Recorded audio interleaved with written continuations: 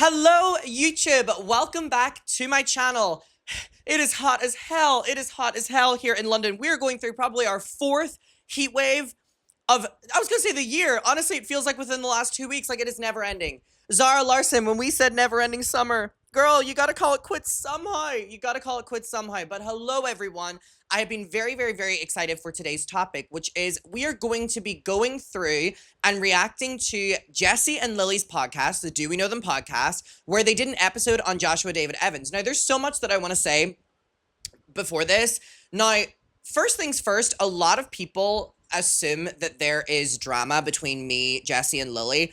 And two things here, and I want to address both of them because, fun fact about me, I don't consume much content. Sorry, I'm literally squinting because it's so sunny. I always film at like 4 in the morning, so filming at 3 p.m. is so random for me. But I wanted to address this because actually, fun fact about me, I don't watch a lot of content online. But Jessi and Lily, their podcast is something that I really profusely enjoy. I really, really, really enjoy Jessi. I really enjoy Lily, and I really enjoy their podcast. And I saw that they have the 2 episodes on Josh and I haven't watched either of them, so I promised I would watch them on stream. A lot of people assume that there's drama between me and Jessi and Lily for 2 reasons.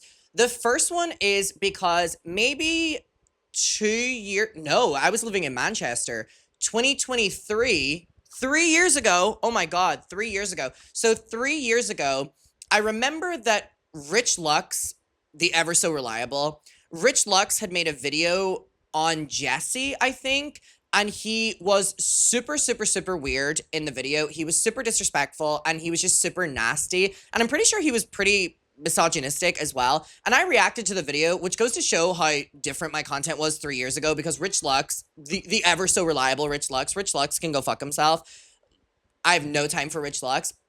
But in that video, whenever I reacted to it, I, rightfully so, the Do We Know Them community were like, Adam, why weren't you pushing back enough on Rich Lux being like mean towards these 2 women? And honestly, that is completely fair. And I've talked about it a couple times on different live streams, but I want to talk about it here because I know there's going to be a Do We Know Them audience who maybe stumble across this as well. Let me tell you something. I will ride or die for Jessi and Lily before I ever do for Rich Lux. I will ride or die for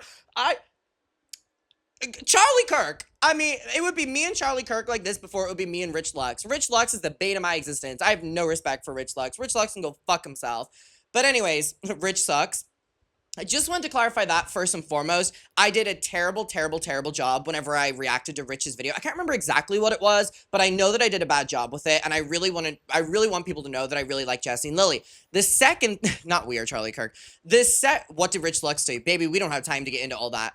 And then the second one was, oh my God. So everything that happened with the Colleen series and the Johnny of it all. So TLDR on it was that Johnny, through the midst of his, trying to have his viral moment, he ended up tweeting at Jessi and Lily and was like, can I come on your podcast? And they had him on and did an interview with him. And he basically BS'd the entire time and was just so weird and so manipulative. The episode, in my opinion, wasn't good, but no one knew about Johnny what a lot of people knew behind the scenes. And looking back now, I think it was unfair to hold Jessi and Lily to the standard of not knowing information that, like, me and Swoop knew behind the scenes as well. And Johnny, like Rich Lux, can go fuck himself.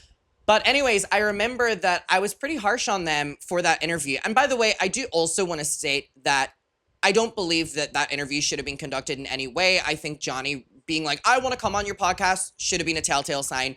But things happen, and I can admit that I went too hard on them for platforming Johnny. That was purely frustration on my behalf and purely hating Johnny. And I mean, rightfully so, I think I'm warranted, but I don't believe that Jessi and Lily, kind of overall on the internet as well, deserved the backlash that they got for that, because they were figuring it out. And people on Reddit were posting that they say that they don't want to interview anyone anymore because of that. And I think that's unfortunate. I think that's fair. I think the issue here is Johnny. The issue here is Johnny, abso-fucking-lutely. And I remember that Josh, friend of the channel, had reached out to them and was like, why are you platforming Johnny but not wanting to hear my side of this story? Which, even all things considered with Josh, does make sense as well. But Josh has obviously shown his colors as well, and he can go fuck himself as well. There's a common denominator here, which is just like, This is what I'm saying. Like, I ride or die for Jessi and Lily, whether people want to believe it or not. Like, I'm literally like, fuck Johnny, fuck Rich Lux, fuck Joshua David Evans. And they had this back and forth with Josh where they didn't want to hear Josh out. Josh got frustrated with them. And ultimately, they never, I think, apologized to Josh in the end, which, I mean, look at how things played out. I think they had every right to do that. So I just want to clarify that at the start as well, because I know that I've covered Jessi and Lily quite often because, again, they're one of the few podcasts I actually watch and I actually enjoy, like, off camera. But I do want to say as well that from my Rich Lux error to going too hard on them for platforming Johnny as well, which was all my own internalized things, I do apologize to them and their community. But I do want you to know as well that truly they are the podcast that I do watch. So they have done an episode on everything that has gone down, and I never would have ever thought that they would have covered this topic again. Oh, don't get me started on Janet with the Do We Know Them. Janet can go fuck herself too. And fuck Gabby Hanna. I mean, we could go down a list, honestly. We could go down a list. I'm surprised they covered this, and I really want to hear what they have to say. So let's do it. And again, just want to say that this is the Do We Know Them podcast. You can find them on YouTube. They have over 300 podcasts. Again, if you enjoy my content or likewise thing, I really enjoy their content. And so, yeah, how does this relate to Rich Lux? I'm talking about a separate situation. Do not get me started on Janet. Do not get me started on Janet. She can go fuck herself too. So, yeah, let's get into it. Also, next week is my Canada show. I'm going to Toronto for the first time. If anyone has any recommendations, and also thank you so much. I can officially say my tour manager sent me the tickets. This is my highest performing show, even with all my American ones. So thank you so much. It's going to be a key. Shout out to everyone that's coming. And if you want to come, this is your last minute notice to get tickets. We're going to be talking about the last year of internet drama and internet lore. And I'm hoping that Josh doesn't post a single other thing on social media, because I cannot possibly make this show longer than what it is. We're doing, it's lashing central. But if you want to come, make sure to use code Canadian Trade for 25% off. Tickets are linked down below. And also just want to say as well that I'm vlogging every single day on my second channel, and I will be vlogging as well whenever I'm in Canada. And I'm going to LA with my mommy after. I vlogged all my VidCon. But aside from that, let's get to the Do We Know Them episode 353. Oh my God. Joshua David Evans gets exposed and leaves the internet for good. I wonder if this was before he did his for good statement. You know what I mean? For good statement. Remember whenever he was like, I'm gonna, and then he came back and he was like, I'm not gone yet. Tease. Are we watching both podcasts? Not right now. They're both long. I'm like, tease. So their second episode is about that? Okay, well, let's take it in chronological order. I want a private life. People were cracking me up. People were quoting that. And I think Peter Mon or something had made a video on Josh, and all the comments were like, I want a private life. Oh my God. So anyways, let's get into this. I haven't thought about him recently, but I feel like I think about it all the time. Well, it's funny that you say that, because recently when we were talking about the whole Lego saga. By the way, it took me so long to figure out that they don't film these podcasts together. That always blew my mind. I want a private life. No, you'll not silence me. Which, by the way, everyone was like, you idiots, it is Lego, not Legos. I put an update. I was like, and I just think that's so Come fire me.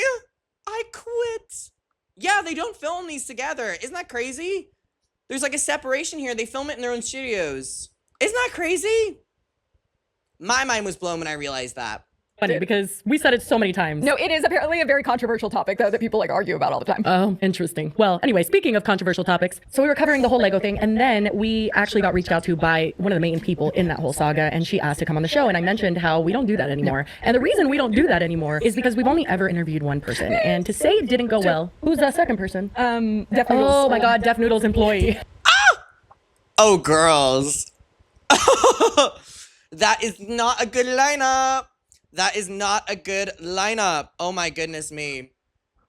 But anyways, I cannot believe that the only person they interviewed really was Johnny. Johnny, you evil, evil, evil man. You evil man, Johnny. God bless, I forgot about him. That one wasn't too controversial. I think that one came first. Yeah. So we tried, to dabble in the interview space, and pretty quickly we realized that it may not be for us. So basically what happened was we interviewed somebody by the name of Johnny Silvestri. We have an entire video addressing this whole situation. Not Johnny Silvestri. I wonder what he's up to. I was really expecting his ass to make some sort of like video with everything going on with Josh. But then I realized that only a couple weeks ago, I don't know if anyone saw this, but he had made a TikTok that was like, life whenever you don't allow those YouTubers to ruin your life. And it was him at like a festival. And he was like talking about all of us. And it was like, life when you don't allow YouTubers to ruin your life. Def Noodles is on his right-wing grift now. Don't get me started. Don't get me started on Def Noodles. Don't get me started on Def Noodles. My goodness. Oh my. Johnny's became private life. And so if you're confused and like our explanation doesn't make a whole lot of sense because we're trying to be quick, we have things to cover. Yeah. The interview isn't up. No, we took that down real quick. And basically what happened was Johnny Silvestri lied in our interview and exaggerated a lot of truths that sucked that it happened on our platform. Yeah. It's really the ultimate story where it's like, fuck, we thought we were giving a victim some space to speak and it backfired in our face. And yeah, And that's pretty much also, what happened. we were the first ones to interview him, which Yes. just set us up for failure. Luckily, we didn't go super deep. Like, we did go deep, but other people went much deeper Well, with that's what I Johnny was than going we to say. did. So we were the first ones to Yeah. interview him, and I think that's where he was kind of like testing out some of his stories. And Yeah. he didn't Isn't that so crazy? That's where he was testing out his stories. Johnny Silvestri, you're an evil, evil, evil man. as much flat out like lie in ours, but he definitely exaggerated a lot of things or like misrepresented things or like let us misinterpret things. And not correct us. Yeah, and then he would like Yeah. confirm what we were saying. That was a tough pill to swallow because then he went on to do other interviews after that where he like egregiously lied and like was totally mixing up his story. And then it all got exposed because then Swoop did ultimately it was 4 parts because Joshua David Evans did get interviewed for the 4th one. Finally, she had done 2 parts and she'd Not rehearsal time. Johnny was like, ooh, rehearsal time. Honestly, that was kind of what he was giving. I wonder how long, not the ball of duct tape. I wonder how long, oh, is it echoing? Oh. He did use them, and it's unfortunate, again, that, like, these people build up their platforms and have a trust for their audience, and someone can come along and try to weaponize and abuse that, and it pisses me the fuck off. It pisses me the fuck off. interviewed Johnny and he was saying similar stuff and then also more exaggerated stuff that he was saying in ours. He had also gone on H3. And then by the 3rd Oh my lord, thank God I didn't do that H3 interview. Thank God I didn't do that H3 interview. Oh. Sometimes I go and watch sections of that back and I'm like, oh my God. He was living for the applause, wasn't he? He was living for the applause. interview, she had caught him in some lies and exposed in like a 4-hour video that he was a liar. We didn't know that was coming, and it was No, we didn't. And that's bombshell. definitely one of the most shocking parts. I don't know how many people remember that, but it does still surprise me that we didn't know anything about that. Like, our interview was used a lot in that documentary, and we just were never told, like, hey guys, like, what the fuck? Did you guys know he was lying? Like, did you have an inkling or anything? And I mean, maybe she was busy doing other things, God bless, but that is just unfortunate. Like, I have to be honest about that. Like, we were blindsided and then basically bombarded and told, like, you guys are idiots who don't know anything and you platformed a liar and you are responsible for all of this, which we definitely have some responsibility, but For like, sure. whoa, was that one of the most shocking moments of my career? Like, it really was, I'm being honest. And we felt really pressured. I mean, it was my birthday, not to make it about me, but it was my birthday. She had just And you did it at her birthday dinner. left for her birthday trip to the mountains, and so she had like barely any service. I just moved into my apartment like not long before, and I'm like, No, that was I can horrible still time. vividly Horrible. remember. I was like, I get like a stomach knots thinking about it because I like No, go right actually, back I to felt it. so sick to my stomach, like For, like, 2 genuinely, weeks. because I couldn't get home to film and address it. And then everything we were saying was just pissing people off more. And I was like, oh my God, like, what, how do we like verbalize what we're feeling right now? Because we were so blindsided and unprepared. And ultimately, we ended up doing our addressing everything video, and people were not happy with that. Like, I don't think they're saying that Swip called them an idiot. That's not what they're saying. I just saw someone in chat be like, I don't remember Swip calling them an idiot. Swip, that is not what happened. They're basically saying like people were saying that. But again, they didn't have the information. I think on a grand scale, it probably went like 80% of people were like, It seemed like it Pits, started hate going this. well off the bat, and then it very quickly declined. But the reason why people didn't like it is because we fully acknowledged that although there wasn't a whole lot of like public information, like a big way that Swoop caught Johnny was interviewing him for like 10 hours. Yeah. Okay, we didn't interview Johnny that long. No, she has 3 different interviews that she did that she was comparing his wow, answers, yeah. as well as then our interview, and then also the H3 interview. Yeah, so none of that had happened when we did our initial interview. So readily available information, there just wasn't for us to like check up on. The things that we could check up on of Joshua David Evans being a creep, I'm sorry, it was there. And there was a lot of things that we felt even in our addressing video that we couldn't bring forward because people were so like, just say sorry to Josh and nothing else. And we were like, he has been inappropriate with minors. We have proof, but we couldn't even bring that forward because of the circumstances. And that did frustrate me and us. And I think that like in the moment, people probably sensed that energy of us being like, I'm not going to sit here. And this is important to note, like, guys, we're not going to sit on camera and apologize for something we don't believe we need to apologize for. If we stand by it, like morally, we're not going to sit here to like appease people. And that does frustrate a lot of people. It doesn't mean we don't take into account what you're saying, but like we really felt like Joshua David Evans had done so much wrong that although he had been wronged in certain situations as well, and Johnny had wronged him, he still has done so much that it was like, I don't want to give him a get out of jail free card. That was and be like, you've exactly never it. done anything wrong just because Johnny was a liar. Like he has done things that are wrong. Everyone was getting really mad, saying like, you can't say sorry, but. The thing that's so interesting about the Johnny and Josh of it all is like, you look at it from this perspective of, you know, someone can go through things and also do things. And then you look at Johnny and you're like, okay, well, you were just lying basically about everything. But then you look at Josh and it's like, well, you're also lying about a shit ton as well. And it's like, where do you draw the line and just be like, you're both untrustworthy, you know? And again, the thing that's frustrating, I can only imagine for them looking back is, and you know, I've gone through it myself as well. I completely understand it, which is like, you build up the trust with your audience. You're the one that makes the content for your audience. And for someone to come on and you extend them essentially the grace of hearing them out and opening them up to your audience, and they manipulate that or lie about that, ooh, that's fucked up. Or they also thought that we like seemed frustrated or like we didn't want to make the apology. And it wasn't that we didn't want to acknowledge our role in it and that we wish we hadn't ever platformed Johnny and that we'd never done that interview. As seen by literally, we've never done an interview since because we're like, we don't want to risk that again. I think that's important to note. We are always talking, when we're talking about different dramas and whatever, we're saying, hey, you need to learn from your mistakes, X, Y, and Z. We realized with that situation that we didn't just need to apologize for platforming Johnny and him lying on our platform. We needed to like either correct it, and if we wanted to interview, really step our game up and like figure out the safeguards that we were going to put in place so that this didn't happen again, or do what we did and say, hey, interviewing is not for us. And guess what? It's not. We don't want the responsibility that comes with interviewing. We want to have a hee ha ha moment, sometimes covering serious things, but guess what? Only with things readily available on the internet. We're not.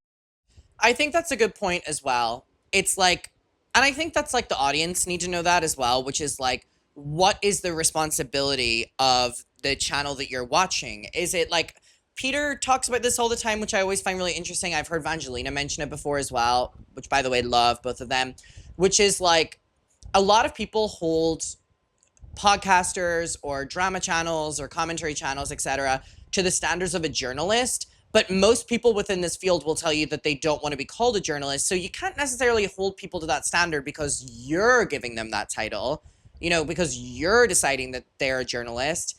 No. And I think as well, there is a niche online, like what I do, like what Peter does, like what Vangelina does, like where it's a lot more unserious than like deep, hard-hitting journalism, and it's more so talking about things that are happening in the online world space. A lot of that is live reacting, you know, whether people live stream or whether people make a video the next day. I think it's very contextual. Vlogging down the aisle is crazy work. He will never live that down, and he shouldn't. We're not getting down to the bottom or cracking any nuts. Okay, like we're just here to talk about what's on the internet. So we made that decision, and it's been how many years now? We have never done another interview since. We have had opportunities to do so, and we will never do it. Like it's just not our thing, and that's fine. And I hope that people see that, because I still see a lot of people bringing up like they didn't do their due diligence. They didn't. Okay, I agree. We both agree, and so we just didn't do another interview as long as we live. Then back to the like, I'm sorry, but situation, which yes, we did say I'm sorry, but it was a huge but, because it was like, hey, that but was big, we're sorry, mama. and we want to acknowledge what we did wrong and what we'll do differently moving forward. But we didn't think that it was appropriate, and we didn't feel comfortable being like, oh my God, we are so sorry. Joshua did nothing wrong. And I know people are going to say, you didn't have to say that. But like, that is what kind of people were asking. And that is kind of what happened, is that he That got is exactly what this happened. like blanket immunity from everything he did. And people also came at us for saying he wasn't a victim to Colleen and stuff. And that he hadn't even come out with at the time of our interview. That No, was he not even never something alluded he'd to the fact acknowledged. that she abused him in any way, shape, or form. Like, that was never a topic of conversation. We never talked about their marriage. And I do feel like it is important to note, like, I don't think that was a safe time, or I don't even know if it still is a safe time. Now that people have kind of like woken up to like, oh, his character is very questionable, and maybe looking back in his past and seeing even more things that were concerning at the time. But like, yeah, it didn't feel like a safe time to be like, hey, he was in a. I think with Josh, I mean, I can speak from experience as well. I mean, even in the midst of the SWIP doc, we were calling him out for things. I don't know if anyone remembers this, but literally in SWIP's interview with Josh, she says something to the effect of like, as she's interviewing him, she's like, did you see that Adam did a live stream about you last night where he found a video where you and Colleen brought fans into your hotel room? So I just want to clarify as well that I have never not been on Josh's ass if it needs to be. The reason that people were so forgiving with Josh, if we look back, was that out of everyone involved, Josh was the only one who was willing to sit down and talk about anything. So yes, the bar was on the floor, but I think a lot of people like wrote Josh off in terms of forgiving him because he was giving more than what Colleen was or what Eric was or what Rachel was or what Corey was or whatever. Not necessarily that like people were just like, oh, Josh is, you know, the most perfect person in the entire world. I think there was an element of, okay, you're the only person who at this current moment is willing to speak up or address anything. The bar is on the floor anyways, and that's that. So appropriate, and we just don't feel like we owe it to him to be like, so sorry, Josh, and you deserved none of the criticism you got. He apologized for a reason. Yeah. And that's what we were saying too. Like we were saying, yeah, unfortunately, it was a blanket apology and we applied it to Johnny. It wasn't even a blanket. He applied it to Johnny specifically himself. to Johnny. And that was the thing is a lot of our interview, it was more about the like general fan creator dynamic, which he had addressed. Him being on video chats with children, him having children in his hotel room. There is shit that still to this day I stand by, and we have this entire time. And I'm sorry, but like we weren't going to sit on there. If you guys know us, like we're not going to sit on camera and be like, oh, slate is wiped clean. Don't worry about it, brother. Like, well, no, it's because that was a lot weird. of the stuff that Johnny was like accusing him of, there was documented evidence of him being inappropriate with fans, and he had acknowledged that he was inappropriate with fans. And that he depended on children for validation and shit. Again, I think the problem was Johnny was speaking for other people. So, you know, Johnny was never really speaking from personal experience. He was speaking mainly for other people, which is crazy because there were so many people that were like, I don't want Johnny speaking for me, which again is harmful as well.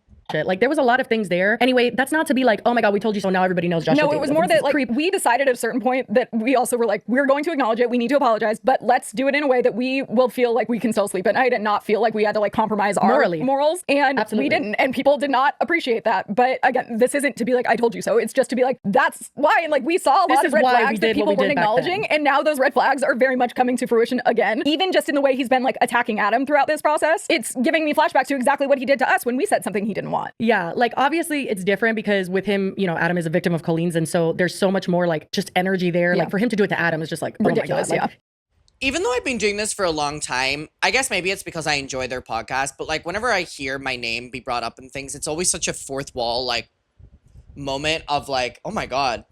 I got like a little bit, I was so focused on Johnny there for a second that whenever they said my name, I went, and now why am I in it? And now why am I in it? I might honestly go and grab some sunglasses because it's fucking bright as hell in here. Oh my God. Jesus Christ. This is why I don't film during the fucking daytime. I literally hate filming during the daytime because of fucking the sun. I'm sorry. I'm filming the rest of the video like this. I'm sorry. Wait, it's kind of fierce. It's too bright. It's too bright. It's too bright. He did it to us because he didn't like the light we were portraying him in. But it was also interesting because he didn't do that to Johnny. No, not at all. He went straight to apologize. I mean, after when he got his like redemption arc with the Swoop documentary, then he did it to Johnny. It was like, Johnny, you know, But before that, he had been very cordial, which we did think was strange because if someone's calling you a groomer over and over again, why would you apologize? You would be like, fuck that. Like, absolutely not. So that was something that also we were like, I don't know. So many things just didn't add up for us. And like, you know, people call us witches, the vibes and all that stuff. But, you know, sometimes we really do just get like this strong feeling. And what's funny is we both get it. Like, we're usually on the same page with that. And we were very much on the same page of like, Joshua David Evans, something is not right. Like, I don't know. So when this all happened, we're going to cover everything now. I was like that meme that says like, pretend to be shocked. You know what I mean? Like, that was me. I was just like, yeah, fork found in kitchen, water is wet. That's how I felt. Because on top of everything, with fans coming to us and being upset and telling us that we needed to apologize, Joshua was coming at us in very aggressive ways and like in messages, on tweets, and very much doing Adam in different avenues. He's a different avenues motherfucker. Yeah, I will tell you that. Being like, listen to me, like tell people what I have to say, even though he wasn't like, it never made sense to me why he needed like us to be the ones to communicate certain things because it's not like he didn't have a platform of his own. I think a lot of this with Josh makes sense now when you look back on it because I think Josh so badly wanted to be seen as the good guy and the nice guy that he was willing to go through every avenue of any possible backlash he was getting and make that person or persons correct the narrative on him. But that's not realistic. You know, that's not realistic. You can't like, you don't control everyone. Well, I guess that's what he wanted in the end was to control everyone and control, you know, every narrative and stuff. But I think that speaks a shit ton volumes about him and how, in my opinion, controlling he is. But I think he knew that it wouldn't necessarily be as perceived well because he didn't have that kind of confidence. Same reason he wants Adam to be in the documentary, because if it's just him, it's not going to go over well. So he knows like who to push to get content out for him, but also just Miss Anita control of the narrative. Miss Anita Sunflyer. Oh wait, no. Miss Sunny Flyer. Miss Anita Doc. It's been a while since we streamed. I completely forgot. Good morning. in general, something that people got really mad at us for was essentially that when we were told by Joshua David Evans, like, hey, there's things in your interview that aren't correct, that we brushed him off and we're like, hey, dude, we don't really want to hear from you. You know what I mean? Like, we kind of like picked up on his vibes, and because of that, and because of the evidence online and other things that we took into account, of course, we pushed him away and we were like, dude, we don't believe you. On the same note, though, after he reached out to us, I don't remember exactly what it was, but we cut out something from the interview that he asked us I remember to. what it was. Wasn't it the tweet where he told a fan, like, you look so sexy here, but I it was think like so. a profile picture of himself? I don't remember if there was two things that we addressed, but it was that we cut one thing out and then we gave context to something in a follow-up video, which I will say, albeit we were a little snarky, but that was also because he had been like Ethan Klein hearing the word snark. Huh! I'm awake. I'm awake. harassing us. Similar to how Adam is so pissed now because it's like, bro, shut up, leave me alone. Like, what are you doing? I'm not trying to compare ourselves to Adam, but it's just interesting that it's... Listen, I mean, coming from Adam, I think the parallels are there. And I would argue that Josh treated you worse because I believe that he's incredibly misogynistic as well. But I do believe, again, there's similarities because the only people he's been fucking targeting have been me, Peter, and Gavin within the last couple of weeks. So I think the same way that he loves targeting a woman is the same way he loves targeting a gay man. That is just my personal opinion. Let's look at the evidence. With the same individual, very different Yeah, circumstances. it's not comparing but us to Adam, it's comparing him to how he acted in the different situations. Yeah, he acts very similarly whenever he's not pleased with somebody. Exactly. So, and when he no longer can control the narrative and he feels like it's out of control. But that doesn't mean that we ignored everything he said. We, like, in good faith, took something out, which also... Gays unite against Josh. Gays against JDE. So he didn't have proof to support what he was saying. Like, it was just taking his word for something. Yeah. And it was not that it didn't happen. It was that he gave context for something that did happen. And we still took it out. Privacy. So yes, I get that people were mad that we didn't want to hear him out, but like, we did hear him out for what he sent us. We just didn't want to chat with him. We didn't want to sit down with him. We didn't want to give him our platform because we had a feeling that he was not the person we would want to platform in And general. at that point, he wasn't saying that everything Johnny said in the interview was a lie, because had he still hadn't said we that. would have addressed that more seriously, but he didn't. He only addressed the one thing, and we addressed it, and we thought we were good, and then suddenly it came out that Not it was gays against apparently Studio just 71. everything in the entire interview was a lie, which he wasn't even the whole interview, honestly. It was like a lot about not at Colleen all. too. My But army anyway, at 12 that's pretty years much like how old. we feel. We just wanted to walk you fierce. through like years later because I feel like it is important. We're going to cover the things we're actually here for. But it just brought up a lot of feelings. And in general, this has been something that like we don't speak about. And it's like the unspoken thing. And it's so unnecessary because ultimately we have corrected our behavior with like trying to prevent that from ever happening again. We were lied to as well. It fucking sucks. Yeah. We're responsible. It was our platform. We acknowledge that without any excuse. Even though Joshua David Evans might have had a really toxic, fucked up situation with Colleen, which Adam has, we'll get to that, but like he's even dropped tidbits that Joshua told him that were like so inappropriate still to even be telling Adam. But like toxic ass shit they both did to each other. Yeah. And I get it. Like, I'm sure that in certain instances, Joshua David Evans was a victim of Colleen and then maybe back and forth. You know what I mean? But all that to be said, that doesn't negate, and that's all we've ever said is it doesn't Joshua David Evans, biggest ops. Gays, women, 12-year-olds. negate the damage he's done, the damage he's apologized for. And his character was shown so many times that I can't believe anybody is surprised by this. I know. Like, it actually shocks me that anyone is surprised. And it's really not about like, we were right. It's just like, I Felt don't crazy. know how anyone else didn't see it. I'm like, it's a sign that's right in front of our face, but they're telling me there's no sign there. What are you talking about? And I'm like, wait, what? And at the end of the day, that's what it comes down to is we do still apologize for what Johnny 100% said and how he used our platform and used us for our platform. And we regret that and we wish it never happened. But we are not sorry for thinking that Joshua David Evans had a little more to answer for and that he didn't deserve a blanket apology and get out of jail free card, which even we're going to talk about Gavin, who's one of Joshua's clients. Joshua is a manager, maybe was, who knows, at Studio 71. And he managed Love this Gavin. booktuber, is that what they call a them? bookish creator, remember? But in his video, like he even says, like the reason I trusted Joshua and like took him on as a manager is because in Swoop's documentary, he looked like such a nice guy. And a lot of people are like, oh wow, he's really changed. I don't think he's changed. I think he I don't was think just, he's changed. that I was think all, the signs were there. Yeah, his mask is Absolutely. finally off. But also, you know, even Adam has said, I saw him say in a live stream, like that he felt like responsible for kind of giving Joshua the podium, or I don't know what he called it. Like basically like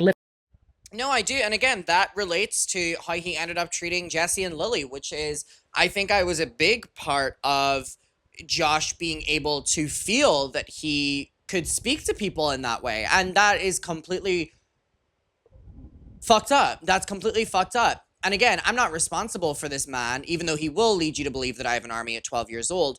But I think it is important to also acknowledge that, yeah, like, Josh really did get a redemption through me and Swoop. Are we responsible for what he used that to do? No. But did we still, like, push him there? I think so, yeah. I think so. And ultimately, again, if you move through life like, oh, this person may be deceiving or lying, then, you know, that creates its own problems. But again, you can apply that to them platforming Johnny.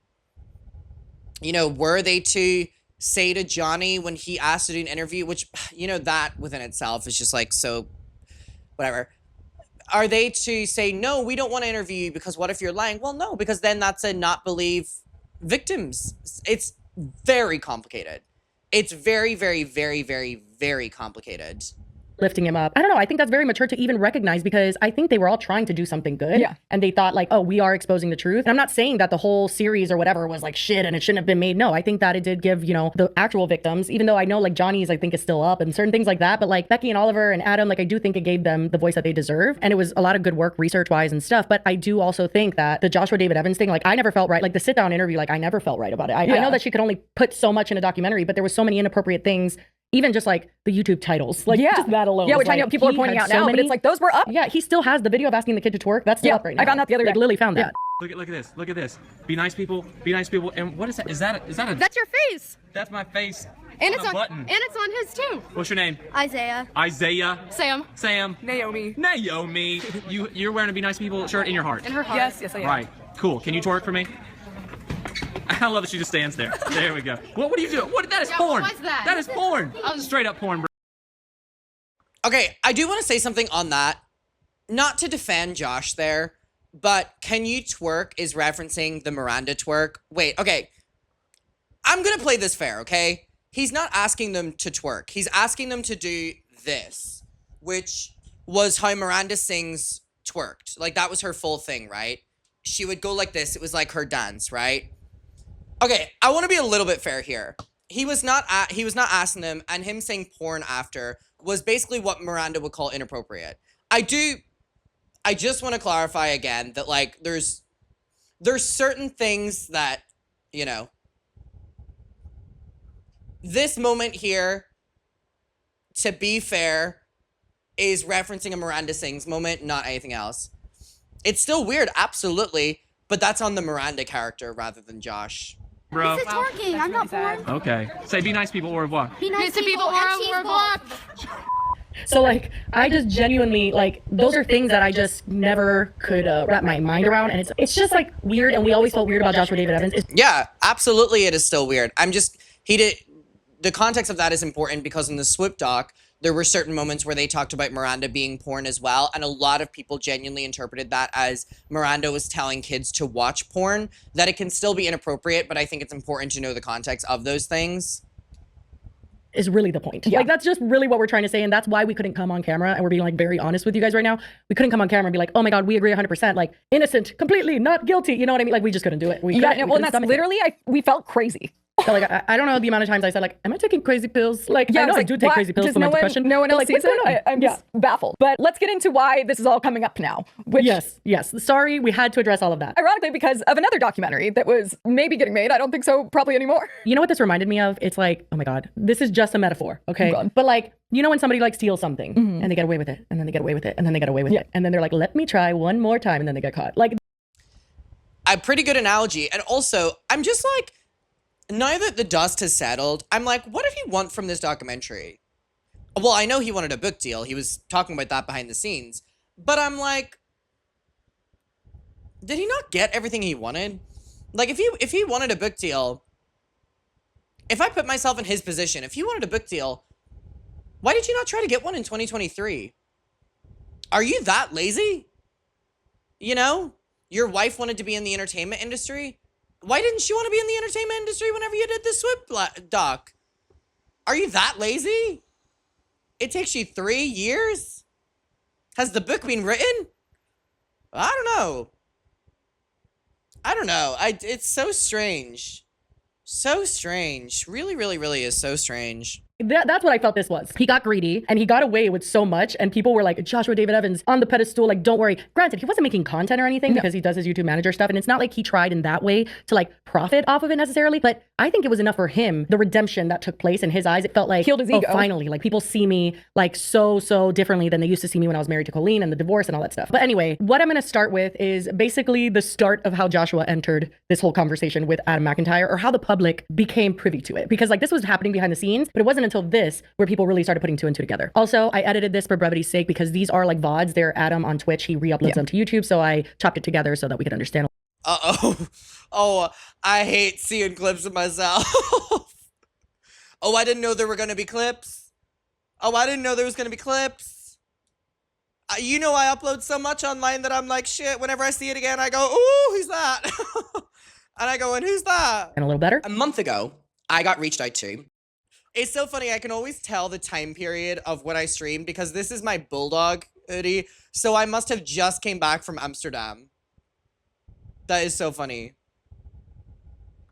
By a documentary crew to be a part of a documentary about Colleen Ballinger. And I read it a month ago and I was like, nope, nope, nope, nope, nope, nope, nope. A month ago, reached out to, hey, we're doing this documentary, and like major developer. And I read it and I went, nah, what's more left to say? You want me to be a part of a documentary about what Colleen Ballinger. I got so much motherfucking backlash for this. I got so much motherfucking backlash, and I'm watching this and I'm like, he makes a great point. This young gentleman makes a great point. Did in 2026. No.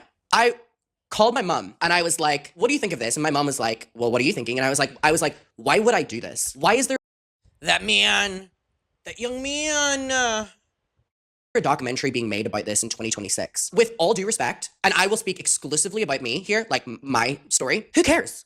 Sorry, I'm talking about me here. Wait, I can't believe I literally say that. I got so much backlash, and Josh fed into it that I was like talking about how Becky and Oliver and Ella and Alex don't matter. Oh my god.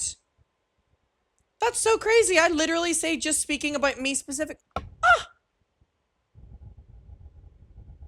This damn community can make you go crazy. Do you know I genuinely believe that I must have not said what I just said there now? That's so crazy. Wow. Wow. Who fucking cares? What has been said. We don't need another documentary on it. Like, nobody needs, the world does not need another Colleen Ballinger expose. So I didn't respond, right? Then I get a follow-up. And I'm like, oh, they're really determined. I ignore it. I don't want to be a part of this. I'm just ignoring it. I'm such a little storyteller, aren't I? Literally, like, I'm like, Jesus. I go to TwitchCon. The director or the executive producer or whatever DMs me on Instagram. Hey, blah, blah, blah, blah, blah. Don't know if you saw our email. This is so, you have no idea what is going on behind the scenes right now. It's like, oh, there's so many people pissing me off to do with this. Director, executive producer, whatever, reaches out to me and goes, hey, I don't know if you saw our message, but we're doing this documentary about Colleen Ballinger. Let's go on a call. And I go, nah. I respond, I'm gonna read you my message. I'm not gonna read theirs, but I'll read mine, okay? They DM'd me 13th of May, 14th of May, 20th of May, and then on Monday. And then I was like, this has to end. I go, hi, sorry for the delay. I've been traveling. Bullshit. The world does not need another documentary on Colleen Ballinger. I don't think this is something I would be interested in, doing any interview. I get so awkward watching people react to my stuff. Because I really like Jessi and Lily, and I really like this podcast, and so I'm like, oh! I hate taking up their time. Reviews for, as I feel like I've done, said enough. But thank you so much for reaching out. Again, I don't want to read anyone's messages, but they basically responded and they were like, we understand that you would feel this way. However, a YouTube documentary is much different than what we're going to do. And I was like, And so they send this entire thing. Let me know. Let's go on a call. Nothing major. Just let's say hi. Let's whatever. And I go, thank you. I appreciate the sentiment. The way you kept the producers out of it, but Josh didn't. Yeah, because there's an element of like, you have to be professional. Like, when he started reading all of their emails and showing names and stuff, I was like, dude, thank God you're out of this industry because you cannot do that. No. just think at this current stage in my life, this is not something I even feel comfortable being a part of. But again, thank you for reaching out. So that was all well and good, right? Until I get a message from someone involved in this story who was like, let's do this together. No, it wasn't Johnny. I thought I said his name! You evil bitches on YouTube! You gaslight me! This is crazy. I don't watch my shit back, clearly. But I would be under the belief that if I only based my life on Reddit and YouTube comments, that I would have said that Becky and Oliver don't matter and that Josh reached out to me. I didn't say neither of the things. That is so crazy. Damn. Wow. It is so easy to be like gaslighted by comments. So, okay, obviously he's talking about Josh. People really Spoiler alert. automatically jump to it being Johnny. Like, what do you mean? You know, the guesses weren't great. The other one that he says no, it wasn't, was Chris Hansen. I'm like, okay. And Trisha, I Why think, would that be the too. person? And Becky and Oliver. Like, it was just like bad guesses, God bless. But you're gonna see the point though. He starts reading, or not reading, but he says like kind of the rhetoric that was in the DMs from Josh. And he says like bro and shit like that. And people cut on like immediately. And you see the chat change immediately to like, oh my God, it's Josh, it's Josh. Which, by the way, looking back, is so funny. That is so fierce. It's Josh. It wasn't Cody, but I'm not going to go any further. Hey, bro, let's do this together. We're in this together. No, we're not. We're not in this together. There is no need. Right there, Josh. for any- Josh. Oh, that is so funny. We are so fierce. This is a fierce duo. Josh, of this Josh. to be happening. Yeah. I am so against this. You know why I'm against this? I don't deserve this. Becky and Oliver don't deserve this. I'm gonna say something here, and again, try not to judge me and try to understand my experience and fatigue with this over the last 6 years. I don't think Colleen deserves this. Do you know how fatigued I must be of like the relay that I would say that? And I truly mean it from the bottom of my heart. I can probably confidently speak for a majority of people who were involved in this. We talk about it a lot. I have no problem with that. Never once when we talk about Rachel Ballinger, or even if Colleen does something stupid or whatever, never once does that like re-trigger me. And I've had conversations with other people involved. Never once has that ever like re-triggered them. But you know what would do that to everyone involved? Interviews. Who cares? I am so against this. Okay, so obviously he wasn't on board. A lot of people got frustrated. After all that, so obviously he wasn't on board. At Adam, and he got some backlash he's about to address in this next video because people were like, hey, don't speak for like everybody. There's a bunch of people involved if they want to be part of a documentary. Like, yes, Swoop did do her documentary, but Well, especially like Oliver didn't really get a highlight on their story because No, the definitely, I think a lot attention of people got agree with diverted that. to Johnny and Josh. yeah. And also, it's not to negate anything that Swoop did, but like, I do understand that, like, let's say it's Netflix. I'm not saying Yeah. it's Netflix. I know nothing. But like, if it is Netflix, that is like a higher level of production than like, I mean, Swoop has like a team of 3 people and she's working hard and trying to edit and do everything. There's only so much us YouTubers can do. Like, it's hard as fuck. And especially for the turnaround, people were like, oh my God, the next part. And I would actually argue that Netflix or whoever, who even was doing the doc, BuzzFeed or something, I would argue, honestly, I would go against what Josh is saying there, and not to just glaze Swip, but I would actually argue that they would probably do less work than what Swip did, because Swip knew it was going to go on the YouTube community, which know more about it. I would actually argue that I think that Swip and her team would have done more than what these major companies would have. I mean, I don't think they've done a good documentary recently. in the next part, And not Swip, as in like these major people. They always do shit research. next part, and they really wanted it from her. So like, that's very difficult to keep up with. And I'm not saying that this documentary should happen. I'm not involved in this situation. I completely understand actually Adam's point of view as someone myself who like, literally we have this person blacklisted from the channel. Like there's certain things I don't want to step into again because fatigue is not even the word. I'm like, if I talk about this again, I'm going to lose There's my also mind. more like unpredictable, well, actually very predictable repercussions that would come from it. Yes, and maybe no, but also it's just exhausting to fucking talk about when you've already exhausted Yeah, it's yourself. like, I have you're nothing like, I left to have say. said this a million Yeah. times. No, yeah, I don't even like to speak the name. So I definitely do get where Adam is coming from with that. And just being frustrated in general that like Josh is being annoying. in his I do DMs. think he like, I took get that. the like it would be different than a YouTube documentary to be like a jab at Swoop, and I don't think it necessarily was meant to be. I mean, think about all of the docuseries on like, I mean, it wasn't Netflix obviously, but like I think it could have gone into a lot more detail about a lot of things, even focus more on Colleen and her behavior as a whole rather than just how it pertained to the specific victims. It could also focus on Trent and like a bunch of the allegations. Okay. I don't like talking about the Trent of it all because it's very complex to talk about this. There is reasons that when BuzzFeed or was it Netflix or whatever wouldn't touch on the Trent thing, and it's because he's a private citizen. I don't agree with it, but it's the truth. I don't agree with it at all, but it is the truth. There is such a difference with exposing on a scale like that Colleen versus Trent, and it honestly is just technicality bullshit of private citizen versus public figure. I don't agree with it in the slightest, but a lot of people, you know, have given Swoop so much backlash for not doing a Trent episode. She wouldn't legally be able to. Like, she wouldn't, she fundamentally legally couldn't make it. And with BuzzFeed, the reason that Oliver was never going to be in this documentary, and Josh pretended like he cared about that, was because Trent is a private citizen. Why? Because to come after a private citizen is much different than coming after a public figure. That's why the defamation laws and protections are much different for public-facing people than private. I don't agree with it in the slightest, but it is the truth. It is the truth. Where's the line that makes it private versus public? Because Trent was in her videos. I promise you that Trent is a private citizen. I promise you that it's, and I came after Trent a lot, and I was risking it. It was very risky. It was very risky, and I got a lot of pushback for it because it's very different with a private citizen than anyone else. But I don't give a fuck. I'll still say, fuck Trent, and he's a creep. He's a weirdo. And he should go fuck himself.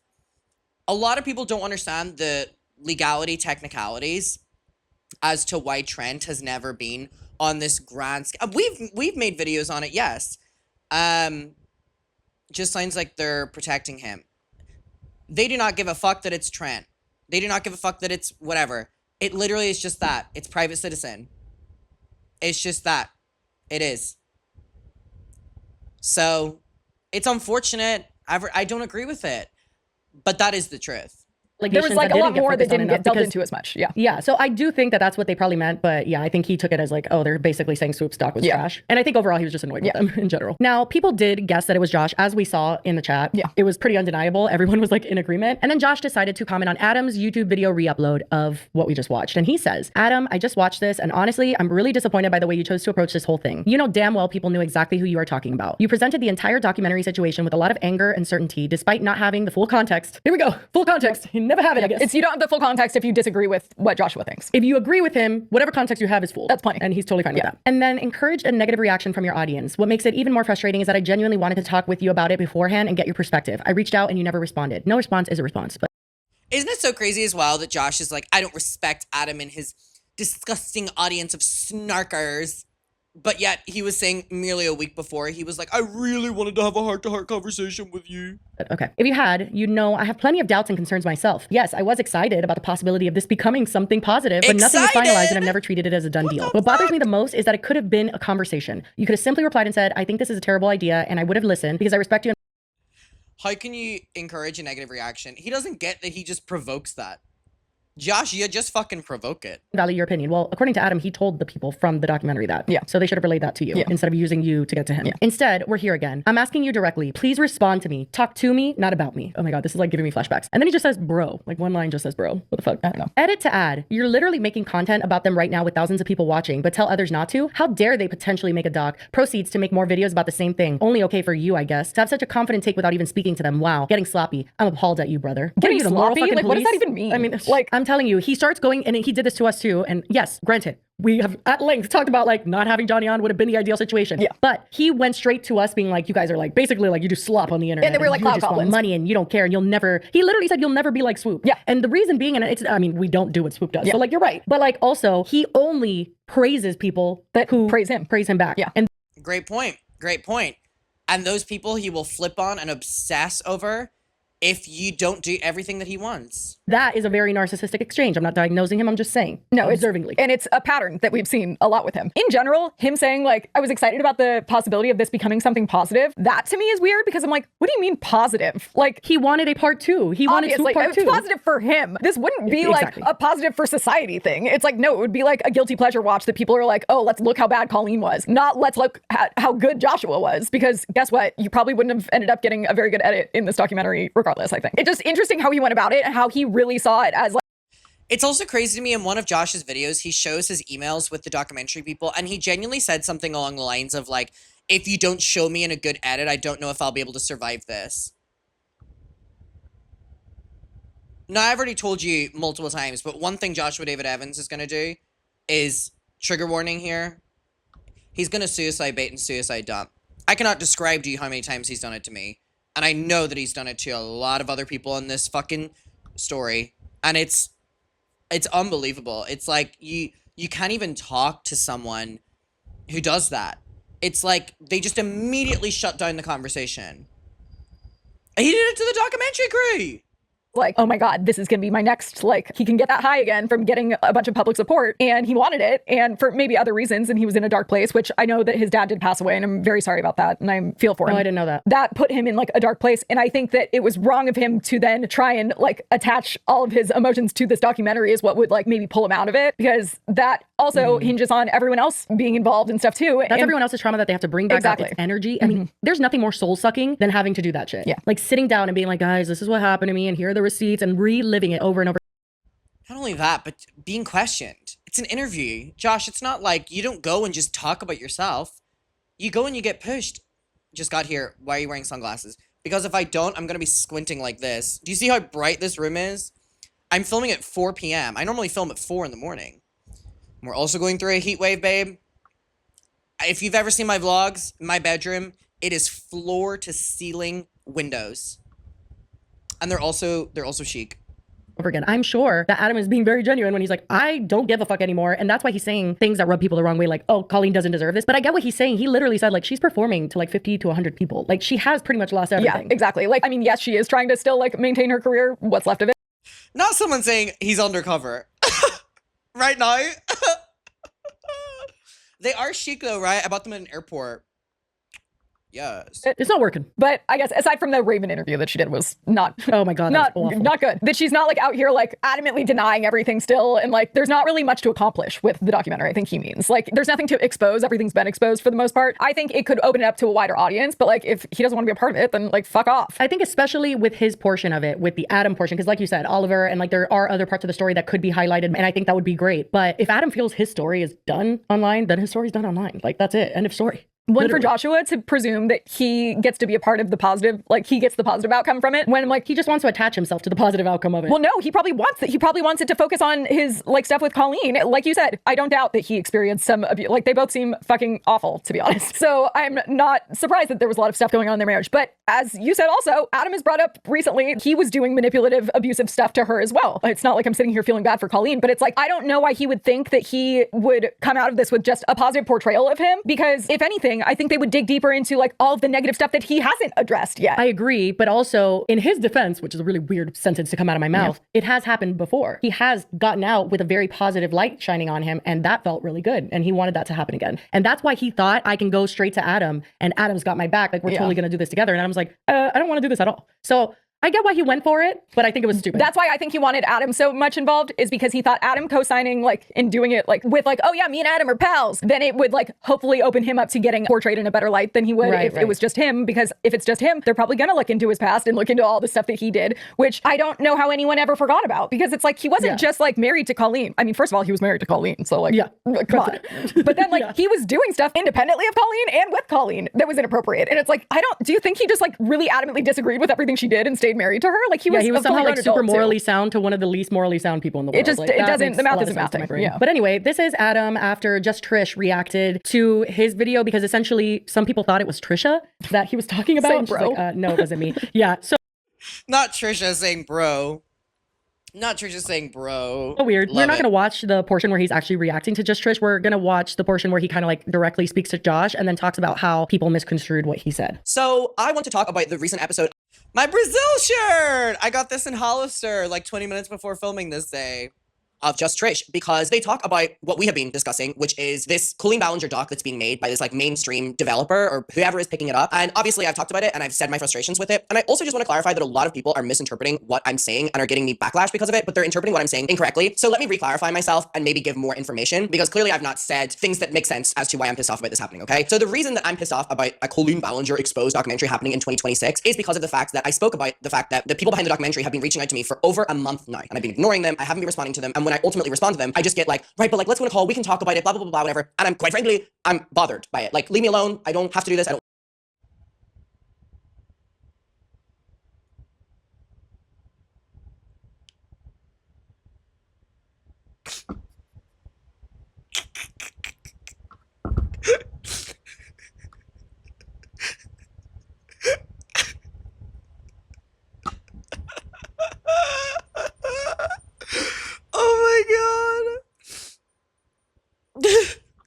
Zero reaction from either of them. Great Ringley. That caught me off guard. I don't want to do this. I got very annoyed, and maybe that was a piece of missing context for people that I have literally been getting reached out to on emails, follow-up emails, Instagram DMs since May 6th, I think it was. And then what made me even more annoyed was I said my frustrations with someone who was involved in all of this, reached out to me and basically was like, let's do this together. You know the way we did the Swoop doc? Let's do this together. I didn't name who it was, but Joshua David Evans had the balls to come into my comments and say that he's disappointed and annoyed and all the rest with me. Josh, let's not go there. First of all, let's not fucking go there. I just think for added context, it's pretty fucking annoying that Damn, I was staying on his ass, wasn't I? Damn, I was on his ass.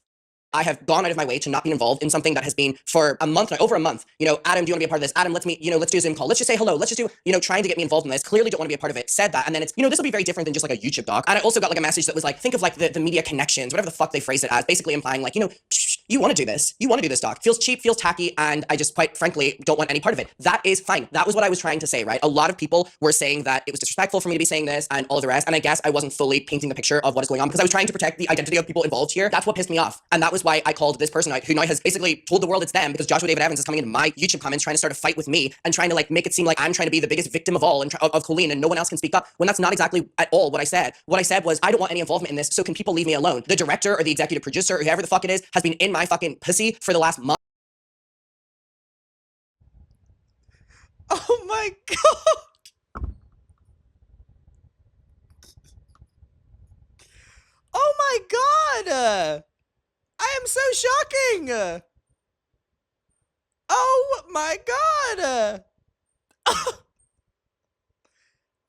Adam, have some class. Wow. Month, and then clearly what is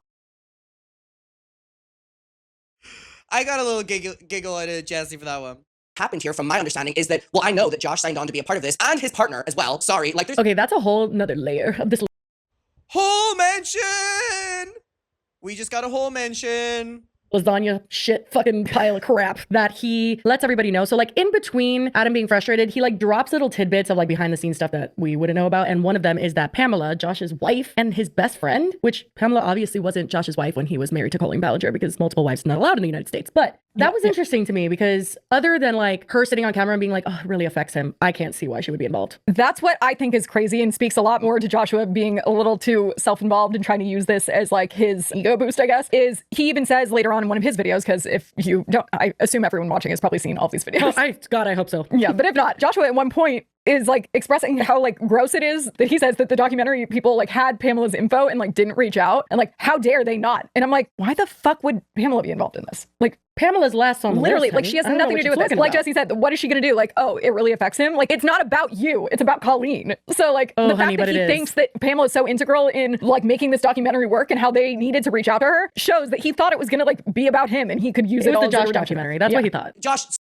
Well, he literally said that he told people behind the scenes that this documentary was going to be centered around him.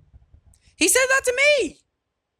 Stop trying to cause fights because like this entire situation goes so fucking weird and I'm so pissed off at it, but I'm trying to hold my cool here. A lot of people in chat were saying they don't think it's Josh. And what you're gonna see as well is that in Trisha talking about this, Trisha goes, oh, I didn't even think it was about Josh. So Josh literally came forward and said that I was talking I will about say him. that the chat was on fire with the Josh because of the bro. I think the bro Well, who was else the could it main be? tell of like, yeah. Do what you will with that. But what I Cody was annoyed said, at is I'm not that I kidding. don't want a documentary of Colleen to happen, is that Josh signed on to be a part of this and then reached out to me and was like, let's do this together like we did with Swip. Swip really got me through That's something, so actually let's so do this gross. together, bro, and all the rest. And that was what my problem was because between Josh and the director, the executive producer, whoever the fuck was that's messaging me, it seems that both of them are talking about me behind the scenes to get me to agree to this so that then they can move forward with it. Do you understand that that is what my problem is? My problem never once was that I don't think that Josh should never speak up about the situation. Or it's so crazy to me that that's because that's what Josh, that's literally what Josh created by doing that comment, by the way, and I know exactly what he's playing at here and I'm not having any fucking part of it. My thing, which I clearly wasn't clear enough in saying, so I apologize for that, is that it's pretty fucking weird to me that it seems that everyone is trying to hound on me. And now Josh sending me this message as well. And Josh, I don't owe you anything. Josh, we have no relationship and I don't want to have a relationship with someone just because of this shared experience. No fucking shade. I feel very differently about Becky and Oliver than I do with you, so please leave me the fuck alone, truly. But anyways, it's so strange to me because it's like, this is not a case at all.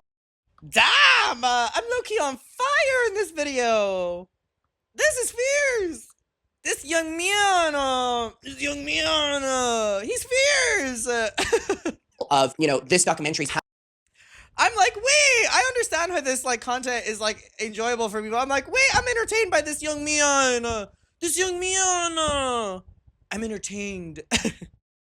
happening and, you know, I just don't want to be a part of it. I'm literally being messaged by all of these people to sign on to it as if it's like a waiting game, that then we go forward. I find it very, very, very strange. I find it very weird. And when it comes to Becky and Oliver, if they wanted to do a documentary, absolutely, I fucking support I said, not Adam becoming a mucker. Honestly, I'm like, wait, this young man. them. But you know what's crazy? For them being significantly younger than Josh, neither one of them were messaging me being like, come on, we can do this. There's a They're reason. actual It's because victims. they are victims and they have their own stories to share and they don't need credibility. Ding, ding. He needs the credibility, Yeah. and so does the documentary. They want the credibility of having you because you have been such an integral part of the entire Colleen story that they know it'll make it a lot better to have you in it. And then Joshua thinks that if you're in it, he'll get the same kind of portrayal that he did in Swoops, which you did lend credibility for better or for worse. But like, that's what he wants. He's trying to copy paste exactly what happened He before. wants to recreate Yeah. it. And yeah, of course, that makes so much sense why Becky and Oliver totally fine with, if they want to do it, just sitting down and telling their truth, because there is a truth to They tell. don't need you in it to have people believe them. Yeah. And it is just kind of sad, like looking back where, yeah, Johnny really did like throw a monkey wrench into everything, because then all of a sudden nobody was really talking Yeah. about Oliver and Becky. And I do think that sucks so bad looking back. It took the spotlight off of Colleen and her victims and Even, just yeah. made Johnny the villain. But like, Johnny's not a public figure, so he like left, and then it was like, well, what now? Yeah, that is a very good point. Yeah, it really felt like the resolution is what, to run him off the internet, because success. Well, and I think He's not also there like, anymore. and I always kind of felt like that was like part of why we got so much hate, is that Colleen wasn't ever giving people the response that they wanted. Like after fucking ukulele disaster, she was gone. So she wasn't acknowledging anyone, and she wasn't giving anyone the acknowledgement that like, hey, I was wrong. People want someone to be mad at, and there was no one that was like receiving that anger. That is such an interesting, wow, I feel like you're my therapist right now. That's a very interesting observation, Liederle. Thank you. I don't know you well enough for you to send me a fucking story about how we can do this documentary together. Josh, if you want to do the documentary, do the documentary. How dare you come into my YouTube comments and try to flip this around on me and make me seem like a fucking problem when you're not being honest about the fact that you've already been working on this? Why can't you just continue to work on it? I've already said I don't want to be a part of it. That's why I've now spoken up, because no one behind the scenes will leave me alone about this. And for everyone to be like, this documentary, if it wants to highlight Becky and Oliver and Alex and Ella, absolutely. I would love a documentary that would talk about Trent Ballinger's allegations. Same. But we're not dealing with that here. We're dealing with the fact that Josh D. Evans has now decided to blow this fucking up. So for everyone who's talking about anyone else involved in this story, whether you see it or whether you don't, what's actually happening here is that they're currently being overshadowed by Josh. But that's been the case. Yeah. And that's what's so frustrating about He's that been time. trying to make himself out And I guess he's continuing to do it as well. Or was.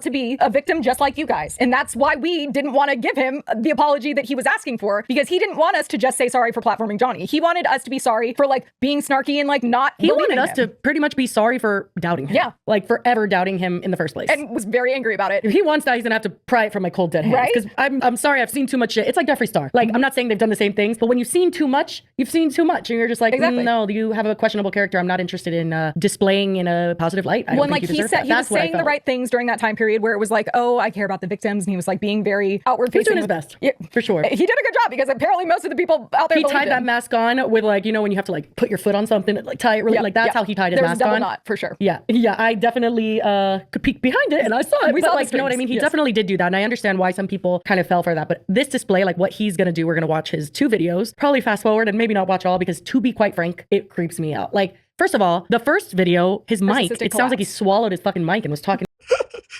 The production was terrible. Oh my god, his mic was so bad. from like inside his stomach. That was so weird. Well, and then I mean, and with the fucking kittens, where I can't. The fuck ass kittens to humanize him. Look how sweet I am. I have a bajillion kitties. You're the only person that's surrounded by cats. I'm like, you still have an evil energy. I mean, No, like, nice and that was the gentle, best part I of the am. video. But yeah, no, a little performative, I'll say. Anyway, shout out to Fat Sajak, because otherwise he deleted Love Fat Sajak. We are Fat Sajak. these videos and we wouldn't have them, so we're able to actually watch it now. Oh wait, the thing I was gonna say is that he was saying the right things and like outwardly performing to be like, oh, I care about the victims, I care about justice and blah blah, and I'm so sorry. But in reality, he was having no problem that he was taking a lot of the spotlight off victims, and that's absolutely, he doesn't care about that now. Like, he wants the spotlight on him, and it's very obvious. Then you see these videos, and it's like he is mad because the spotlight is not on him. 100%. And on that video, he commented, "See you at VidCon," with a little And the motherfucker never showed up. He couldn't handle my security guard. He couldn't handle. I'll never forget coming down on, I think it was Kat's birthday, and my security guard going, Josh deleted his LinkedIn. He must be fired. And I went, oh. I went, not the security guard having the tea before me. I went, exclusive. I got an exclusive. sunflower emoji, and it said like bro or something like that. And in Swoop's interview, Joshua was the one that revealed that sunflowers was the emoji that Colleen would use to make fun of her fans. So like if she was replying to a fan and use that emoji, that like a few of them behind the scenes knew. So like it wasn't a public facing thing, but like he Exactly, would see yeah. it and be like, oh, she's making fun of that person. Which to that, I'm like, so you knew she was making fun of fans and like thought it was funny and it was an inside joke? Cool. Got it. exactly. He then was on Instagram. He deleted like all his pictures, and then the only picture he had was him like announcing that on that Saturday he was gonna expose Adam. And it was so bizarre. Like he was crashing the fuck out. I'm sorry, there's no other word for it. He would post a bunch of stories like this. It's just like TikTok and then hey Reddit. Like so cringe. I can't. Don't worry, I won't be mucking around for too long. I'll get to the point soonish. Promise. Like what? No, literally like what? Like I don't know. The haunting echoes of cringe are getting louder. The funny thing about pushing someone to their limit is that sometimes you don't find their breaking point. You find their final form. And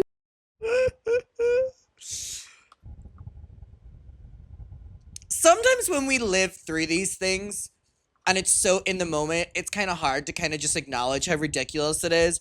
But looking back now, was this just not so psychotic? The funny thing about pushing someone to their limit is that sometimes you don't find their breaking point. You find the real them. Shut up! And then, this is bizarre, he puts like a sticker of himself with a Dr. Pepper hat, and that's what I got sent so much. People were like, not him calling out Lily. There was a girl, I saw her video and she's like, not to be a conspiracy theorist, and I actually don't watch Do We But Know this Them seems that like a much, signal. but I'm pretty sure Lily is obsessed with Dr. Pepper. But I will say, She sure that is. I actually came across someone talking about a tweet that Joshua had sent Adam at one point. No, I sent it to you. I know what you're talking about. Was it recent? It was a comment back when Adam defended Joshua, where he said something to Adam because Adam was in Paris. Oh my god, I haven't seen this. What? You deserve another Paris vacation, just my opinion. Free from any of this. First glass of wine or Red Bull is on me. I'll Venmo ya. Cheap bastard, you never did. I'll toast my Dr. Pepper Cherry Zero to you from afar. Cheap bastard, he never fucking Venmo'd me. Cheap bastard. And so he's like, oh, I'll buy you a drink and like some snacks from when you're in Paris. And then he goes, and I'm going to drink my Diet Dr. Pepper or cherry or Yeah, something so like that. I feel like he probably just really likes Dr. Pepper. I don't think it had anything to do with me. No, for sure. Yeah, but Like, it was I don't funny. think Joshua's Come on. thought about Felt us like a in a bat while, signal, if probably. I will. But then he puts Reddit comments on his Instagram. A Reddit of his ex-wife, mind you. That is loser behavior.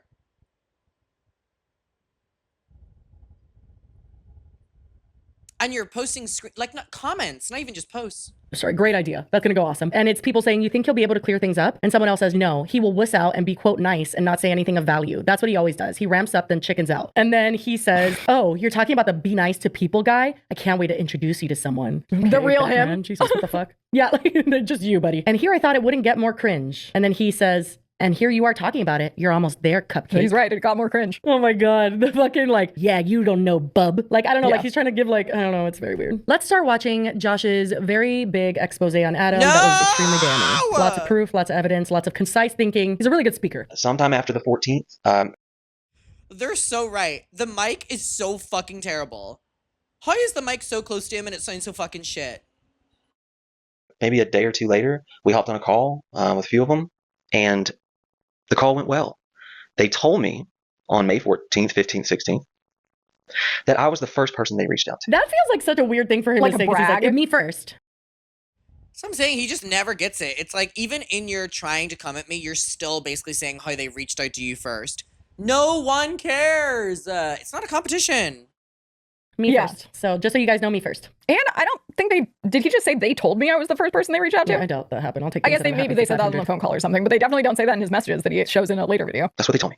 And I thought to myself, you know, my ego goes, I've never considered first in this situation. You should Yawn. Little old me.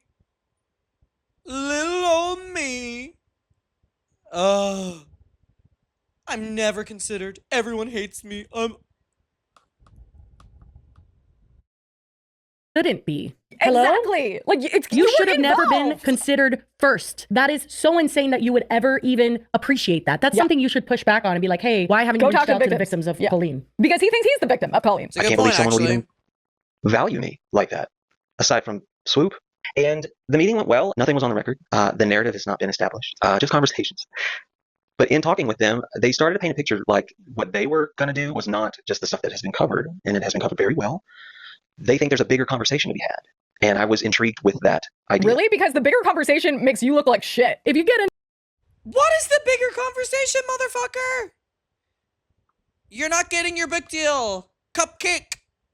There's no book and there's no deal. deeper, it's not gonna go great for you, Yeah. I fear. Maybe if he went on the documentary, they would push back on things that maybe Swoop was like, okay, let's move on from this question. And that's not gonna go well for him either, because like even Johnny, who definitely exaggerated and lied about certain things, something like him getting Johnny's number when Johnny was 16. And his explanation was like his parents were there as well. And to me, I'm like, I don't give a fuck if Jesus Christ himself was there. You know Well, what that I mean? doesn't Like, impact Joshua's role in any of yeah, it. like, why do I want a 16-year-old's number ever? Jesus Never. Christ I don't want that. And I don't want you himself. working What's for he me. I don't doing want you to doing me make things favors. I don't great? want to talk to you on a regular basis. That's what I've always thought about him. Well, and something that always stood out to me about that is what influencer in general, much less a 30-year-old man, is going to be at a meet and greet where their like biggest stands are there. So like kids that are obsessed with them. Johnny is a stan of him and his wife. Why on earth would he feel comfortable giving a 16-year-old who's obsessed with him and in the fandom his phone number? Like, if not just to be like, he's gonna give my phone number to other people. Like, you wouldn't There's trust so many him with layers the phone to it, but number. yes, I agree. So why would he feel comfortable enough to do that? And I have to imagine it's because they had already been talking via the Tiny Chat situation, because Joshua was very in contact with all of those fans. Yeah. And that did actually happen. I mean, Yeah. Joshua has admitted that, yeah, he would pop into the video chats and shit. And that's weird. I'm not saying that he did anything sexually with fans. No. And I think Johnny was playing up the whole relationship, I think, for sure. Absolutely. No doubt. There was like blatant discrepancies in his stories. But I also think Joshua used that to downplay his role in a lot of it. And again, it's not even just stuff with Johnny. It's that he was doing this with multiple fans in general as a whole. Like, it's just like, yeah, that's weird. And you could chalk it up to like crude humor from like 2011 and stuff like that. But when it's more than a couple times, it keeps happening here and here and here, and there's evidence for all of it, and your weird ass YouTube titles, it starts feeling like this guy might have just been weird. Like, he might have actually not maybe done the same things Colleen was doing, but is it 100% possible that he acted like that and then didn't really agree with anything she was doing? Or is it more likely that he thought her jokes were funny and he was supportive of her and at her shows where she was being inappropriate? I mean, she divorced him. She divorced him. He wanted to stay. It seemed pretty clear that he wanted the following she had too. I think he got a lot of validation from getting attention from her fans, just like she did. Right. And that was what they got out of it. It wasn't a sexual gratification thing, I don't think. Although Colleen did have some weird things that were interesting. Yeah, definitely. But I think in general, they just liked having the attention and the ego boost. And he even referenced his ego at like one of the first things in this video that he's making right now, where it's like, Well, they his wanted ego me is first. exploding all over this entire situation. Like, he definitely has an ego problem. I think that he probably can't really feel his ego unless it's something like this, where it's like, oh, like I'm getting redemption. Well, it's like, again, it's needing this validation, and it's not taking no for an answer as well. And just feeling like you're owed. Especially over Colleen. Yeah. Like, I think that's what he needs to really feel good. A bigger conversation when it comes to fandoms, what they're capable of, the people within them, how it affects people through the lens. It is so crazy that he's trying to imply that this documentary was going to be so revolutionary because it was going to show behind the scenes of fandoms. Well, Josh, you would have been shown in a terrible light. Is that why you emailed the producers and was like, if you show me in a bad light, I don't know if I can handle this? Girl. Of this fandom. And again, it was just an idea. Nothing is anything yet. Not true. And when we were talking, obviously you got brought up, Adam. And I said, oh, Adam and I are super close. That's crazy. When it comes to this That's stuff. not what you said, though, I'm sure. Like, maybe in your head you thought that, but like, I think what you said was that you were super close. Yes, I agree. So I reached out to Adam and I DM'd him and explained things, and I was excited, wanted to see what he thought, and I didn't get a response from Adam. I didn't take offense to that. Yes, you did. Adam's busy. Adam's Completely popular. did. Adam has a lot He didn't take offense to that? He was in my comments. I can't believe he said that. He didn't take offense to it. of DMs. So when I had another meeting with them, again, we had maybe 3 tops. The next Three's a meeting, lot. they're like, what's up with Adam? I was like, he hadn't responded, but he's busy. I defended you. I talked you up. I was like, He he's doesn't so need you to on talk with to him his up. work. He's, he's doing the thing. You're doing the thing. I can't. Like, I Well, and actually people brought up can't. that it was actually in our interview, I think, maybe he did it in Swoops too, but that Johnny said, doing the damn thing for me. Holy shit. Like, our kid's doing the damn thing. Just doing the damn thing. Oh, like just God. Anytime I see a clip of Johnny, I start shivering. There's a heat wave in the UK right now. I'm shivering. verbally that he adapted that kind of thing, Yeah. or just like a coincidence, you think? I don't know if it was a coincidence. And I think it's embarrassing that he's like, I was talking you up. If Adam's not responding, he clearly doesn't, like, he doesn't want to be involved. He doesn't need to be talked up. Like, what the fuck are you talking about? He sounds like a Studio 71 YouTube manager. God bless. Like, he actually like, talked you up. You're doing the thing. You're super popular. He knows, bro. Yeah. He fucking knows. He's touring. Yeah. Like, he's aware that he's popular. Thank you. For all the reasons maybe I would have even said, but you just came out and said it. And you were like, I don't know if I should be talking about this. Maybe my mom will text me and stop me. Like, it's a game. What? Like, it's a game. Like it's a game. The game of life. He always talks in these riddles. Grow up! game. And then you proceeded to talk about it. And the more you talked about it, Adam, the more you alluded to me, especially when you got to the part where you're like, and then he said, we can do this together, bro. I saw your live stream comments. Josh, ew, really? That's disgusting. Josh, oh my God, that's gross. Josh. Oh gosh. Oh my gosh. You know what you were doing. Hurting his ego. All right, Josh, but if the boot fits, then fucking wear it. Exactly. Like, whatever. Like, he has the right to feel how he feels about you reaching out to him. He's not even mad, I think, at Adam not responding as much as he's mad that now Adam's audience was making him feel small. Yeah, he doesn't like that. You know exactly what you were doing. And what did I do in response to that? Freak out. I wrote a very thought out message. Wait, I cannot believe that his crash out he referred to as a very thought out message. To you, and I put it as a comment.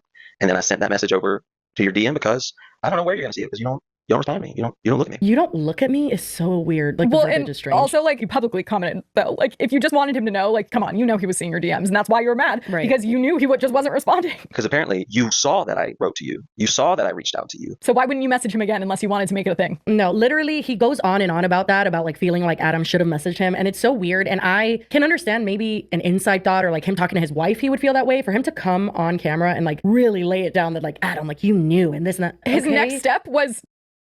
There's a meme, and I wish I could find it. It's from some show. I wish I could find it. It's like a British show, and it's like a woman, and she goes, look at me, look at me, look at me. And then the person turns and looks at her and she goes, don't look at me, how dare you? Oh, I wish I could show you it, but it was so good. Like, it was really, really, really good. Like, I can't. It was like, look at me, look at me, look at me. No, don't look at me. Don't look at me. Oh my goodness me. My goodness me. Do you know the one? Oh, I'm looking for it on Twitter. I can't see it. I can't see it. It was a British show, I think. But anyway, you're just going to have to believe me. It's a meme from The Favorite. Is that the show? The Favorite. I can't see it. I'm scrolling on literary reaction videos. You're just going to have to believe me. You're just going to have to believe me. All right. Back to this. To like have a full-blown like hissy fit about it. Actually. And then he Olivia started Colman, like yes. shifting in a really weird way. So he was talking about that and it seemed like he was recounting what happened. Then it shifted into this weird sinister energy in my opinion. And he started like comparing Adam's fans to like MAGA fans. Doesn't he start? Oh my God, yes! Do you remember whenever he was like, what did he say? He was like something about Trump. And I went, huh? Oh my God. Shitting on him for being a drama channel, or maybe that's in a future video. But like, No, he does. So he loves to, and he did that to us as well. that's what I was gonna bring up. It's Yeah, like he he loves calls to it- do that and act like he he's calls it, above like, that, and he's so much better. And it's like that's slop YouTube. literally though what you're doing right now is like trying to bait drama channels into talking about you. Chose not to respond, chose not to engage, and just chose to have a massive negative opinion. And his comment wasn't? And then broadcast it. Not only in the stream, but then on the post. He posted it. And I didn't understand what was going on. Because I'm like, Adam and I have been cool. Adam and I have been chill. You thought that doing the Swoop documentary meant that Adam always had to have your back. And quite frankly, he doesn't. Yeah. So I understand that you guys have frankly. solved certain issues, you know, with like how he would tweet you when he was 12 and shit like that. That's your business. But like, he has every right to feel however he feels about your current actions. If you're weirding him out or you're Joshua freaking him out doesn't or play you're that annoying game. him. He's like, no, No, he how doesn't. dare He's like, you? give me a blanket of I'm always right. And if you ever take it off on me, it's on like fucking Donkey Kong. Yeah, and that that's you're not a how horrible life person works. if you like are no longer supporting me. Why is he showing so much hostility, so much Oh my God. Jesus. Watching this back now, like again, like a week or so later, is just so, is so cringe. anger, so much vitriol? It shocked me. Vitriol? It really, truly shocked You me. clearly don't understand the like. He doesn't look at him like a victim because he doesn't care about Adam's experience. He cares about his. And then in the very next video, you doubled down again. And what did you do this time, Adam? Why does he speak like this? You brought my wife into it. No, who you did. has never. She didn't need to be a part of the documentary. No And one- you no did one was bring her talking in, about and Pamela he didn't until you say were. like "fuck Pamela." Like he literally said like that doesn't make any sense. Yeah. And now you're gonna act like my wife. Like don't. He literally is acting like Adam came on and was like, "You're fucking wet, that Pamela bitch." Like I don't like. Absolutely Yeah, not. like, That's not what happened. And we you are watched the what only he reason said. he brought her up because you said that she was involved in the documentary, which doesn't make sense at a base level. Once deserved any ounce of negativity from anyone, Whose fault is that from this then? Like, fandom, from the fandom before. you're bringing that to her.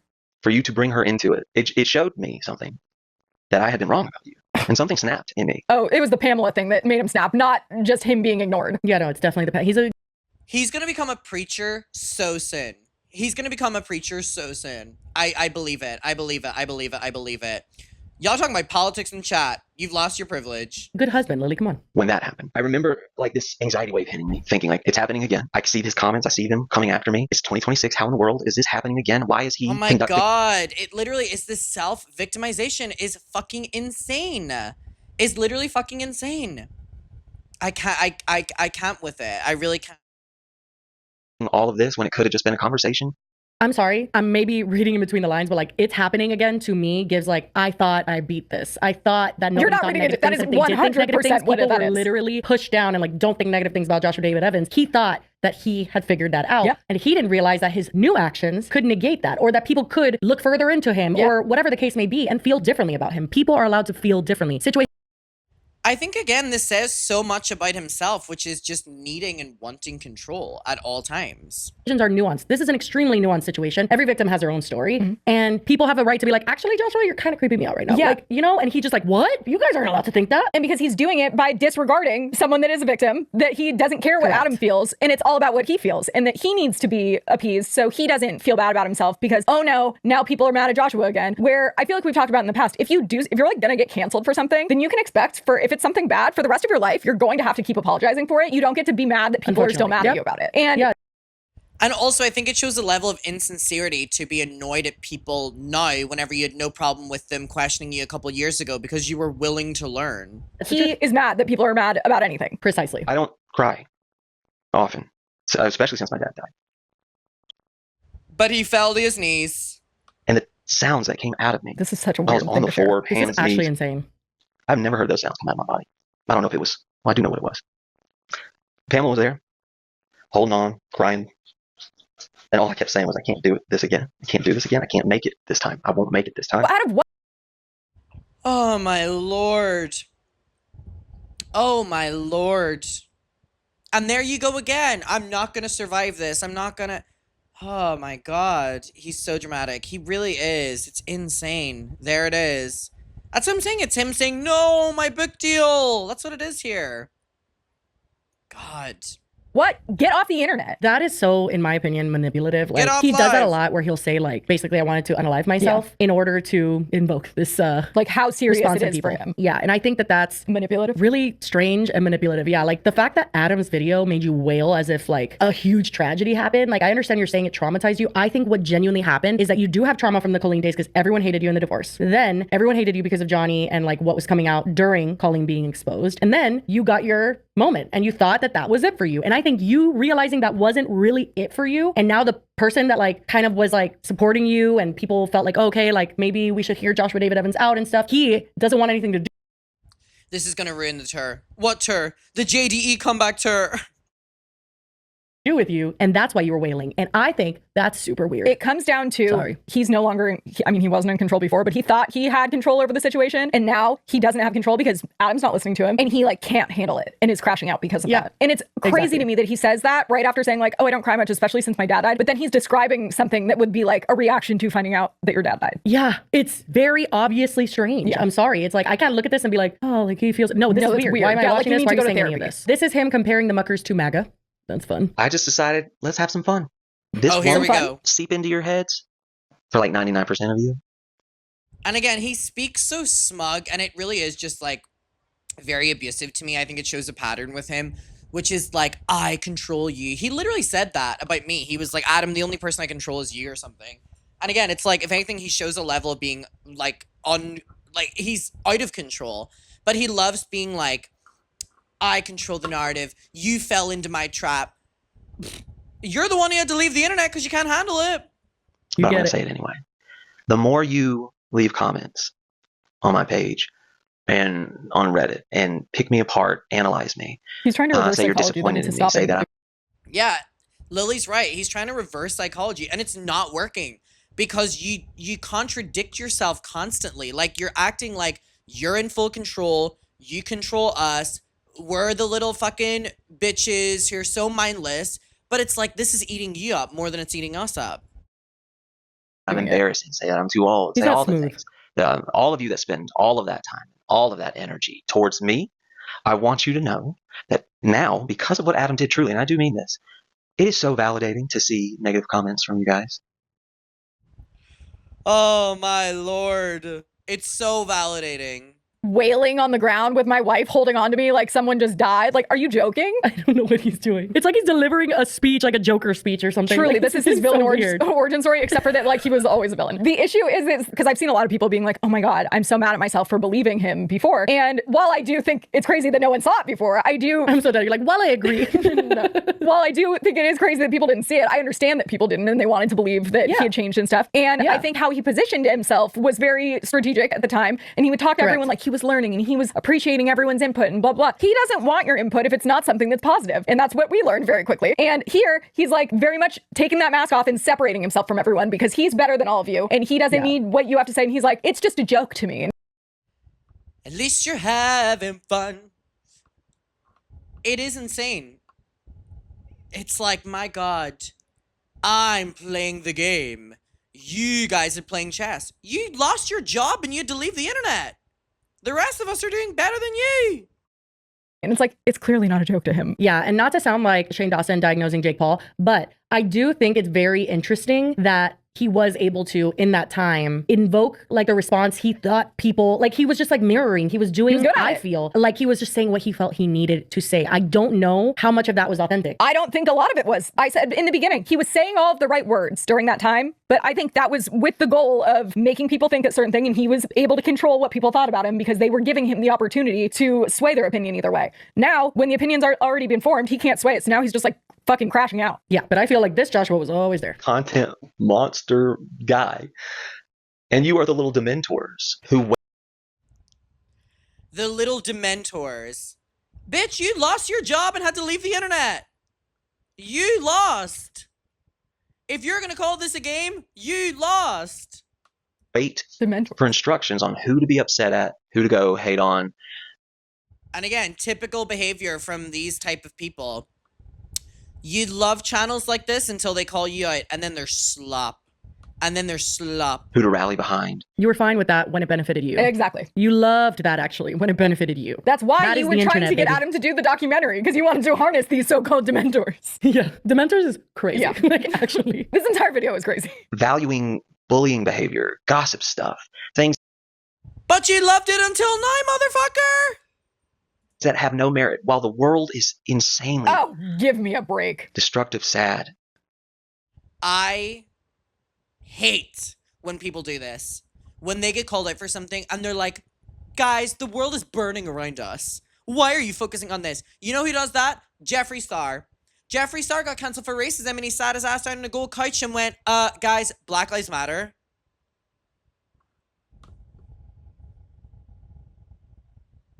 Hello? Heartbreaking. It always has been, but now, with everything that's happening, with everything, And doesn't want to be specific. What? What's heartbreaking, Josh? Don't use a blanket statement. What is heartbreaking in the world right now? Don't just say a blanket statement. If you're going to use what's going on in the world right now, let's go into details. What's heartbreaking? Why? Tell us more. thing Don't you that is dare. happening right now, you guys are doing that. That is such a cop-out. What's happening right now? What's happening right now? What's happening right now? Tell us. Tell us. Tell us what is happening right now. with your time. You would have been Yeah, fine guess if it what, was just Joshua? not People directed at literally you. come here to Yeah, and he would have been fine with it if the documentary happened. to escape the crazy shit going on in the world because they need something to get their mind off of it. We entertain people doing the slop or whatever the fuck you describe, the Dementor activity. So does Adam. So do all the commentary channels you hate when they don't lick your ass. I'm sorry, but that is such a weird take. And especially that he's directing it towards Adam now when you guys were super close like a month ago. According to you, you thought you were like super, super close. But didn't you not agree with what he does for a living? That's weird. This Now was you're the part calling that it brought out. me right back to him telling us that we were basically, he didn't use the term clout goblin, but that's what he meant. Oh yeah, 100%. That we were just using everything for money and all this stuff. And it was like, you don't even know us also. He hadn't watched our show, which like whatever, if you want to like criticize the fact that we do drama for a living, I don't really care. It's just interesting that he's been totally fine with everything Adam's done. And then now all of a sudden his career is like abysmal and like It just everything he does makes is it cool. very, very obvious that he only has a problem with it when it doesn't benefit him. Exactly. And I want you to know that when you do it, it makes me happy because Oh my God, I can't. When you guys leave hate comments, it makes me happy because I lost my job and I fell to my knees crying. I love it. I'm winning. Are you winning, Josh? Are you winning? me, it's validating. To me, it's like saying, hey, that group of Trump supporters over there, I just heard they do not have a good opinion about you. I'd be like, hell yeah. Why would I want them to see highly, like, why would I want them to view me in a good light? I don't respect them. You did though, up until like a few days ago. Like you actually wanted Literally why you're mad everybody to right think now. highly of you. Like, that's why we're here. I can't. This is him basically mocking Adam, telling him to leave him alone. What I am going to do Not the cat sleeping on his shoulder. is have fun. You know, the way I see it, you He said he's gonna have fun. Are you having fun? You having fun, Josh? You having fun? I'd peace Boa. Oh my god. Wait, what the hell is happening on my screen right now? What the hell just happened on my screen?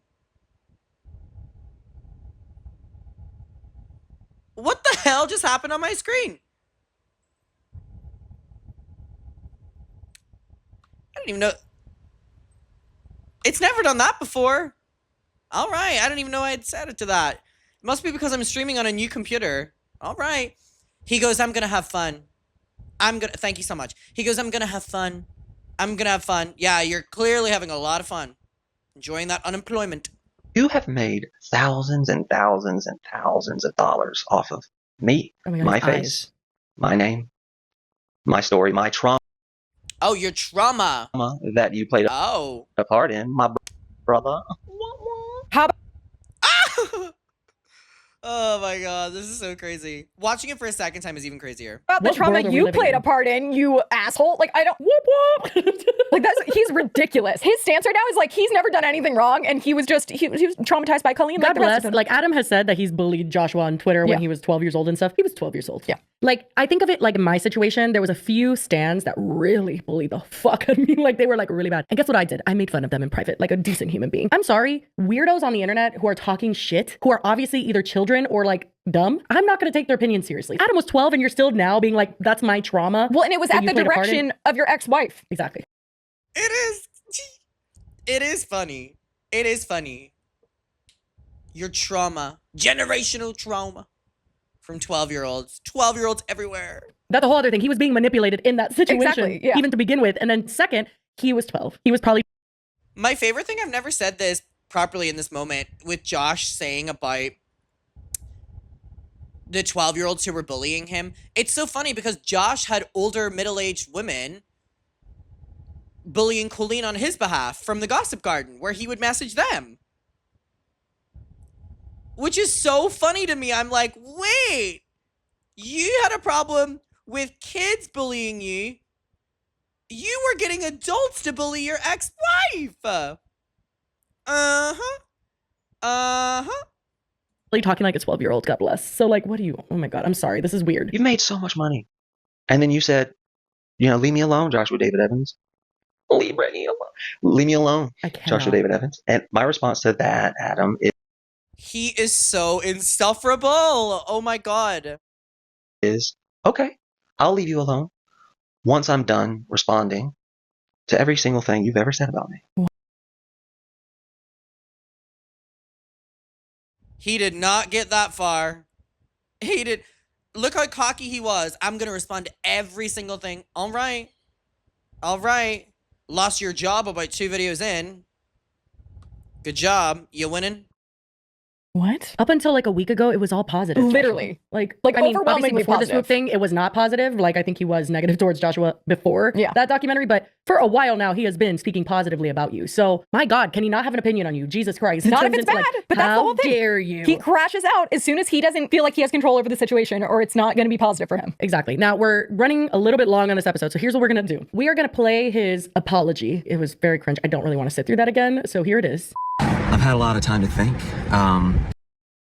Fun fact, I have not seen this. I did not watch this. This video is titled, like, a real apology to Adam McIntyre or something. I didn't watch this because I knew that he was being, making fun of me. Because people were like, Adam, he just uploaded a sarcastic apology. I've never watched this. Alright, let's get it. Since yesterday, and I'm just gonna come out and say it. Adam McIntyre, I owe you a big apology. You know, took a step back, reflected on myself and the whole situation, and I saw how you were talking about it, how you were covering it from the very beginning, and then how you're covering it now, especially how you're covering it now. And I realized I was so wrong about you and the people that enjoy your content. You have handled this with nothing but class, humility, and kindness. I can tell that everything that you do is rooted in genuinely wanting a positive Mind you, he's driving like outcome, and that you have good intent. And I don't know why I didn't see it before. If I look at your content, the type of things that you fixate on and that you cover and you talk about. I want a private life. I want a private life. I want a private life. Man, like your heart is in the right place. Like the things that you talk about truly matter in this world. Like when I'm thinking about everything else that's going on in the world, and then I was like saying, oh, you know, you guys focus on the wrong things. You know, I went back and I looked at your content and I looked at the type of opinions you have, and especially about this, and I was like, the content that you deeply respected until a few weeks ago, mind you. that's it right there. I need to think more like Adam and how he perceives the situation. And I was wrong. You guys that follow him are so... God, this is so cringe. Like, it's not even funny cringe. Like, it's so embarrassing cringe. It's like, oh my God, your life is rooted in all of this. You are so lame. Like, that's what's crazy. Peyton, why are you deleting my mom's chat messages?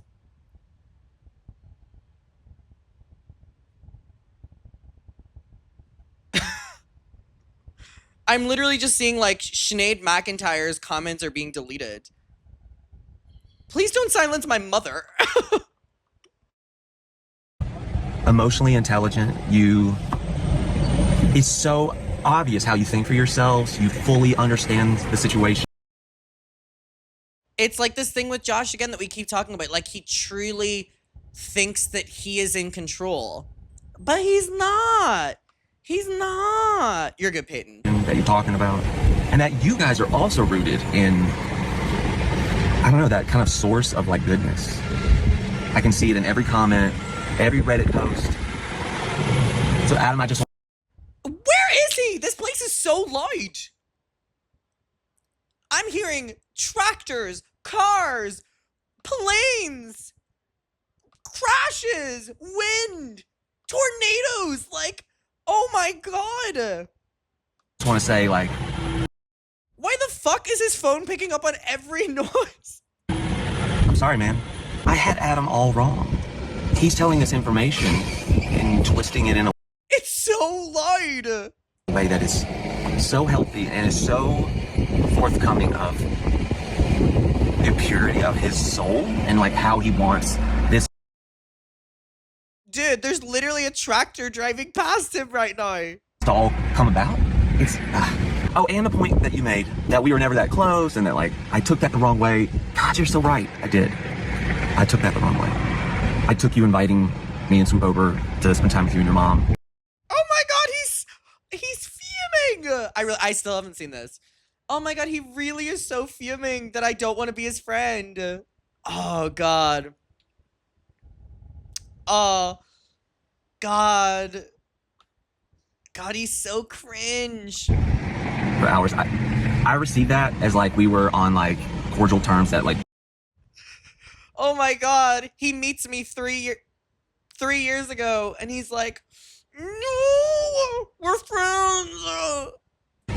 If you reached out to me, I'd respond. You know, if I reached out to you, you would respond. I think I just took it and like, I don't know. It's like, oh my God, we had a good night and got really, you know, personal about all of our lives. I just took it the wrong way, man. I just took that as like, He's so obsessed. He really is. I just think that he doesn't have anyone. He doesn't have any friends. Ooh. I don't know, like we could talk, and that was really lame of me, Renji of me to do that. So every single thing that I'm seeing that you say just kind of like repositions my mind to go, dang, Josh was wrong. Adam's perspective is the only perspective that truly should be heard. I agree with you on that one. and absorbed, because clearly he, out of this equation, he is the one rooted in such a humble nature. And gorgeous, and handsome, and intelligent, and pretty, and slay. Come on, keep it going. Compared to me and everyone else that like, You is chop, me is slay. bow down to you, man. Wow. So Are you gonna bite down to me when you're on your hands and knees wailing like before? He's on his hands and knees wailing and I'm like, you're supposed to be buying. Buy, not wailing. I'm so sorry, Adam. Genuinely. And I hope you know that. So my heart goes out to you and all of your amazing fans. And down below, I know you're gonna be like, you're gonna be doing what you've always been doing.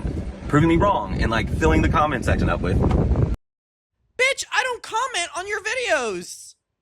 He wants me to be in his comments so bad. Love. Bitch, I'm not. Oh my God. Aware, like you're so self-aware. So just thank you. It's so funny. He's like, I know, Adam, you're going to be in the comments and you're going to be so self-aware. Bitch, I wasn't even in the comments. Guys, thank you guys so much for showing me the truth. It's a great day. Things are really looking up. All this snarky behavior and he still lost his damn job. Au revoir. Obviously, that was his attempt at being sarcastic, and it's quite difficult to watch. I was gonna say, apology? Attempt. Whatever that was, his little theatrical performance. But I really want to get to Gavin, and basically we will link Gavin's videos. He did a video and then he did an update. But essentially, Joshua works as a YouTube manager at... Also important to note that this Gavin stuff was unfolding before I ever spoke up about Josh. So am I glad I spoke up? Yeah. Did he deserve to lose that job at Studio 71? Yeah. Studio 71. Now, from a lot of creators that I know, Studio 71, for the love... Why is Adam fingering his mic? Because I'm... See? On. It's because I have so many fans blasting at me right now that if I would keep this on, you wouldn't hear the video. And I care about your viewing experience. Fingering the mic is a crazy way of putting it, though. I will admit that that's pretty crazy to admit. Issues about them and the way that they manage, just separate from this situation. Some of the big context here is that Gavin specifically turns down a lot of opportunities regularly, and he just like never wanted to get involved with a network specifically because they take a hold of your finances and they like take the money from your channel, and then your AdSense goes to them. Were they taking his AdSense? Yeah, they were taking 10% of his AdSense. Which right off the bat, he said that and I was like, ugh. That was just like Collab when I was with Collab. And I mean, I had a lot of good experiences with them, but then at the end of the day, YouTube pays on the 21st and I wouldn't get my money from them until like the 1st or the 2nd of the month. And there's so many different things with an MCM that really don't. That's the thing with MCMs that I'm just like, nope, nope, nope, nope, nope. You know what's so funny? I found my contract, my potential contract with Studio 71 that they sent me years and years ago. They sent me this in 2021, I think it was, 2021. Where was it? I had it here somewhere. Yeah, it was in 2020, where they reached out basically about being my managers, because I had started making money on YouTube, and that's when they swoop in. Swoop mentioned, that's when they swoop in And it just is super exploitative in my opinion. And I think that Gavin blowing up after being with Studio 71 says more about like Studio 71 than anything else. Unfortunately, I don't know where it is right now, but I did have it. I did have it. Thank God I didn't sign that. Thank God I didn't sign that. Don't make a lot of sense for the creators. So Well, I can and understand his hesitancy. I know like, even to not after sign with Defy them. and everything, full screen like had me come in for a couple meetings. They told me I was going to be the next Liza Koshy, and I was like, I'm so well, I fucking mean, I dead. don't even do They talk straight out of their ass. I can't with any of similar to them. Liza Koshy anyway. But love Liza Koshy. Think she's great. They really talk up like what they can do for you. And I remember in Oh, for that sure. meeting, they were telling me how they could really help with thumbnails and they can help with this. And I was like, I don't need your help with thumbnails. I do all that myself, and I do a pretty good job, I think. Specifically, it broke my heart with Gavin because he was already saying he didn't want to like give up any control of his finances and stuff, but they convinced him to. Joshua specifically convinced him to. And what I'll say right now to any creators watching, if you ever get offered a deal like that, you can have a manager. There's no problem with that. And manager. I don't think that anybody in the creator space needs a YouTube MCM behind them. Nuh-uh. Nuh-uh. No, no, no. Like my old manager would take 10% of if I did a brand deal, the check would go to her and then she would pay me. But it was a very quick turnaround. And also never, ever did they take any control of my YouTube channel. You should never under any circumstances give a company control of your YouTube channel, because also with Defy, from experience, guess what happens sometimes? They go bankrupt and then they take your money. They never gave it to you. And they also have control of your channel. And like in our situation, like even mine, I didn't have access to my channel and it was like up in the air for like a week before I even figured out if I was going to get it back. So like never ever give control to a network like that, because they do prey on that and they should not be getting part of your AdSense. They should only be getting a part of what they bring you, which is like ad campaigns. And I feel so bad for Gavin that he was convinced to do it because they didn't do shit for him. Yeah, and it's so crazy. This is reminding me of last year whenever I signed to management. I'm no longer with them. And I remember that they were like, okay, so here's what we're going to take. We're going to take 20% of everything. And I remember being in Dublin, drunk at the bar, and I called the woman who was going to be my manager. And I go, 20% of everything, what does that mean? She goes, 20% of everything. And I go, huh, everything? Even the stuff that you're not bringing me? Like, if you're taking 20% of a sponsor you bring me, fair enough. I was like, are you talking about 20% of my monthly earnings every month on YouTube? And she went, yeah, 20% of everything. And I went, I don't know about all that. I call up someone else and they're like, do not agree to that. So I call the manager and I go, you can have 20% of the tour earnings, the merch from tour, any sponsorships you bring me, not of my YouTube channel. And then we negotiated down, which is so crazy because they still took all the money basically from the fucking tour. I didn't see shit. And I mean, I have been signed to an MCN before, and although, again, I did have a very good relationship with them, I realized in the end that, especially the last couple of years, like, it just wasn't a really mutually beneficial decision. Gavin explains in his video, and again, we're going to link it, so please go watch the whole thing, but he explains that, like, the optimization, possible help with thumbnails, and that kind of stuff was what actually intrigued him about signing with Studio 71, and it definitely had nothing to do with, like, ads and shit like that, because he says he doesn't really accept a lot of ads anyway. One of the biggest promises that they made was that they could get him on things like Tubi or just other streaming platforms that could be an alternate source of revenue, which he thought would be great. Yeah. What does MCM stand for? Off the top of my head, I don't know, but I just am always like, YouTube MCN is like these YouTube companies that, you know, take the earnings off of creators and they do fuck all. People are screaming bloody murder outside my window right now.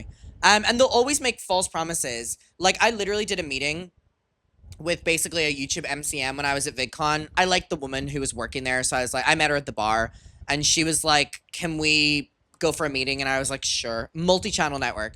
I was like, sure. So we go for a meeting and she's like, tell me your biggest dreams. And I go, girl, cut the bullshit. I'm like, what can you do for me? She was like, tell me your biggest dreams. And I go, no, you're going to tell me what we can realistically do for my channel.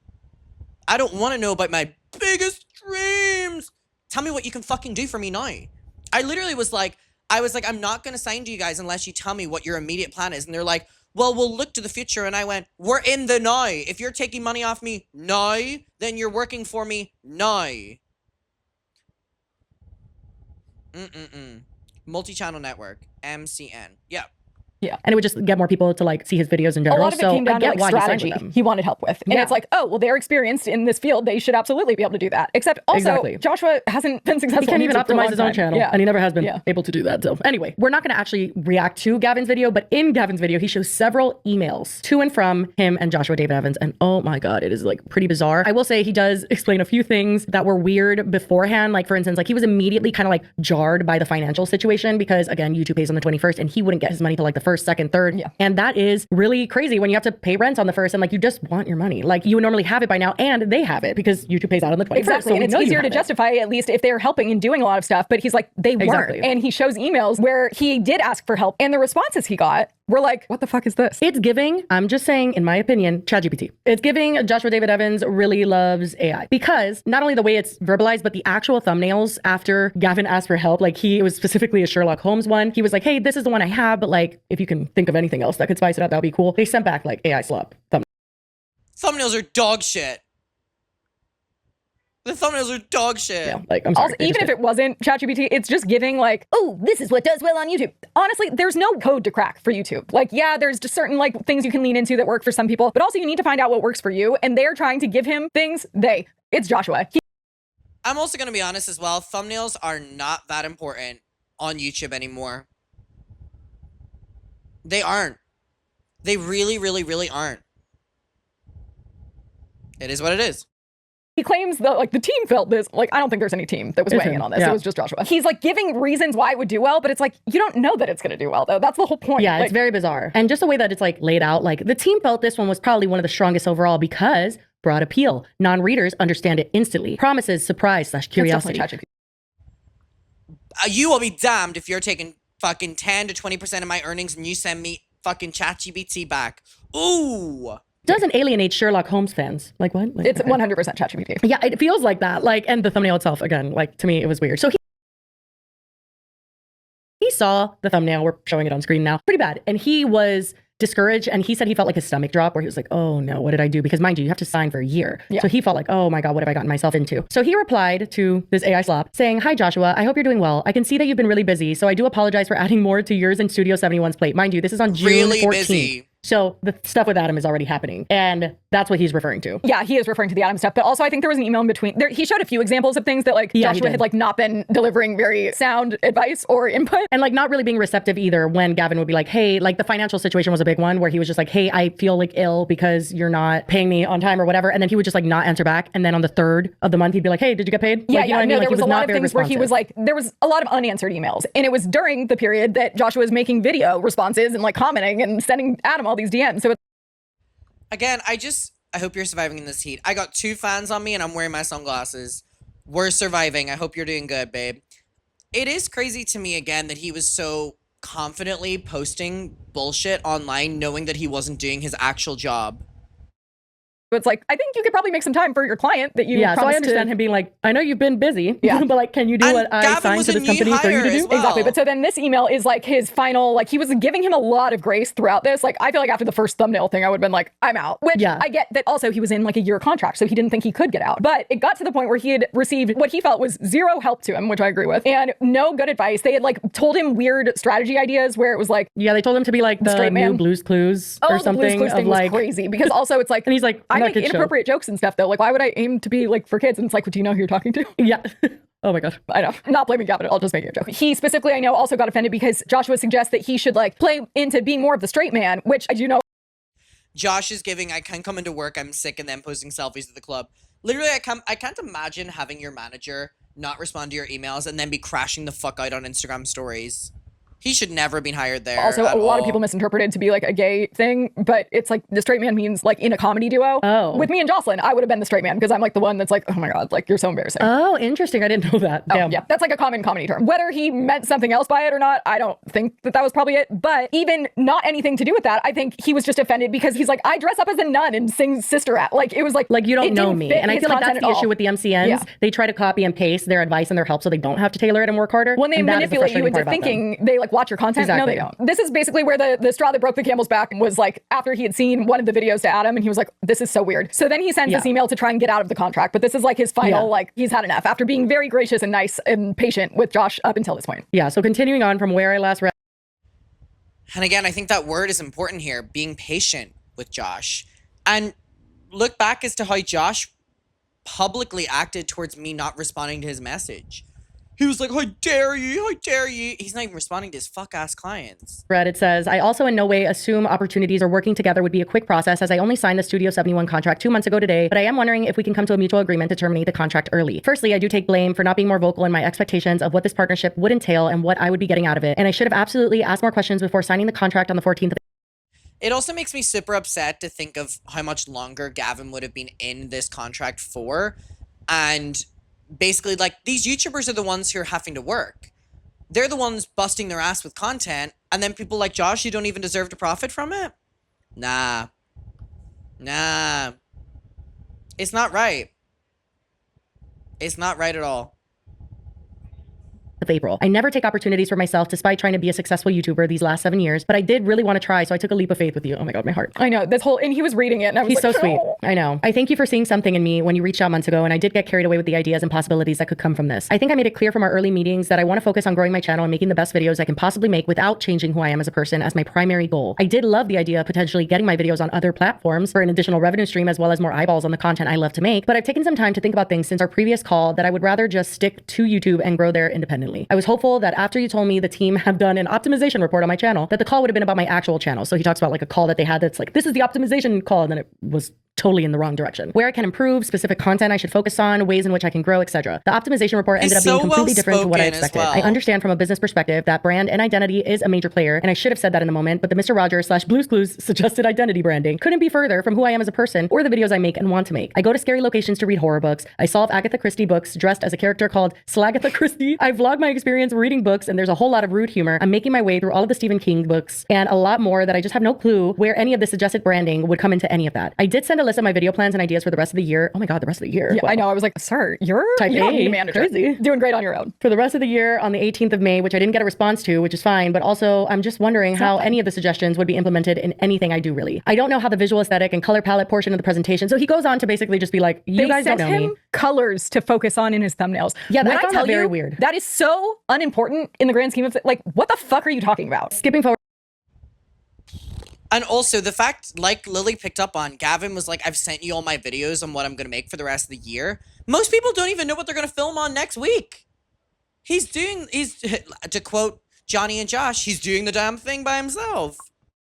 Forward a little bit, he says, obviously you saw how wrecked with anxiety I was over payments from Studio 71 not having a fixed date, and handing over control of my finances was a risky move on my part that I did agree to in the contract, but I had no idea there was no fixed payment date. Just saying around the 1st generally could mean I could end up getting paid on the 4th depending on the time zone, weekend, bank holidays, etc. And since I am much further ahead in time zone, international pays can get delayed. I did get paid on the 2nd, which is better than I was expecting, but it's still considered late to me. I'm going to constantly worry for the next 11 months around payday, and that is the main reason why I would like to agree to an early termination of the contract. You did email me to ask how I was feeling on the 1st of June, and I did respond with how worried I am and how stressed I am, which didn't get a direct response from you. I also asked questions about payments on the 22nd of May, which I had to follow up on and finally get a response on the 28th of May. I was worrying the entire time about being paid. You did ask on the 3rd of June if I received the money, but none of my concerns in the email was addressed, and there was no reassurance or solution to delayed paydays in the future. So again, it was just something I've noted. I guess the slow replies have been a factor into making me feel this way. I understand there was a lot going on behind the scenes at the company, but you also mentioned on the 3rd of June that you were talking to the OTT team about distributing my content on MSN. How did that go? It's the 14th of June as I'm writing this, and it doesn't feel like I'm in the loop about anything. I don't think there is anything. Yeah, I was going to say, I that don't they think can he's loop you having in those on. conversations. He's full of shit. Now, finally, I really hope you're doing okay, Joshua. I have seen a lot of your Instagram stories and recent online discussions regarding your behavior with specific people online, and a lot of it has made me uncomfortable to remain locked in this contract. I already had doubts with everything I've listed above, but it seems like everything that is happening online with you is taking up a lot more of your time and attention. I understand that you must be going through things, and I'm wishing you nothing but the best, but it's also hard for me to see how you're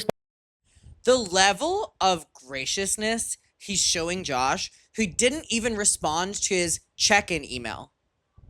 Josh was like, I want to do a check-in. Gavin responds with his concerns. Josh doesn't respond to it.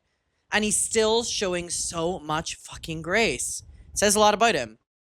responding to people online right now and the approaches you are taking to your current circumstances. In regards to my position as a client and my channel and finances, I would feel so much more comfortable if I could be released from the contract so I can go back to focusing on what is important to me, and that is my channel and making videos for my audience. Hopefully that sounds agreeable, and if you could let me know, that would be great. That's Hope such you're a having well-written great day, Gavin. letter. Oh my God. He doesn't just read books, he could write one. Like, seriously. No, but it's disgusting that it got to that point at all, and that he even still offered him so much grace. Like, I would have been fucking cussing him out. He responds the same day. All of a sudden he has time to respond. And all he says is, not a problem at all, Gavin. I'll get you offboarded this week. Which just is such a huge slap in the face and a big problem to me. That was his response. Not only did he have no problem responding pretty quickly to that one, but the fact that he has the fucking nerve to respond with, no problem. Fuck you. Joshua. Crazy. To everything. That was literally like, too long, didn't read, I hope you're fine, Literally, or whatever the fuck. no, like, I'm so sorry that it didn't meet your expectations, that I let you down, or like that we couldn't figure out, like, no trying to keep him either. No, like, try to convince him that like, oh, well, no, like we could figure this out. No, he doesn't care because he's checked out and worried about himself. I think he would have been more inclined to have that conversation had Gavin not insinuated that what he's doing online right now is inappropriate. And Yep, 'cause also he doesn't probably think taking he's his time. wrong. That is when the switch flipped and he said, up on the bad side, not Like, talking to fine, me. That's good what I riddance. think. And that's how he operates. Yep. Gavin responded, thank you, Joshua. I appreciate it. Let me know if I need to do anything on my end. And then Joshua didn't reply. So he reached back out and said, hi, Joshua. Hope you're doing okay. If you get a moment, could you let me know what the next steps for the offboarding are? Is this a relatively quick process? Do I need to sign anything? Do I need to remove access to my studio? Let me know when you can and have a good day. To which Joshua replies, This is insane. hey, Gavin, I understand what you've seen online would make you incredibly uncomfortable. If I were only viewing the situation through the limited lens of drama channels and commentary videos, I'd probably feel shocked and angry too. Joshua, the only eyes that see your side are yours. Literally, I was like, at this point, it's so annoying. Like, what do you mean? Like, everyone is seeing it through that though, and you look unhinged and crazy. What do you mean? We're just a bunch of dementors. The only reason this is happening is because Adam never told me he didn't like the idea. Not Why are you talking about me? Gavin didn't even bring me up by name. This is your response. Oh, it never is not shocking to me. It's never not shocking to me. On his Studio 71 fuck ass email too.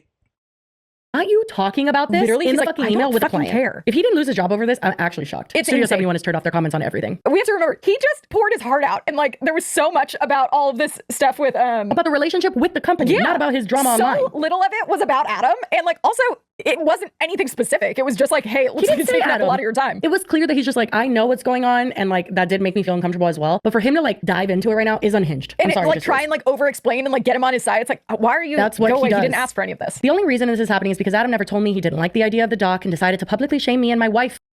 Why are you talking about this? It's so fucking embarrassing. It's really fucking embarrassing. Oh my god.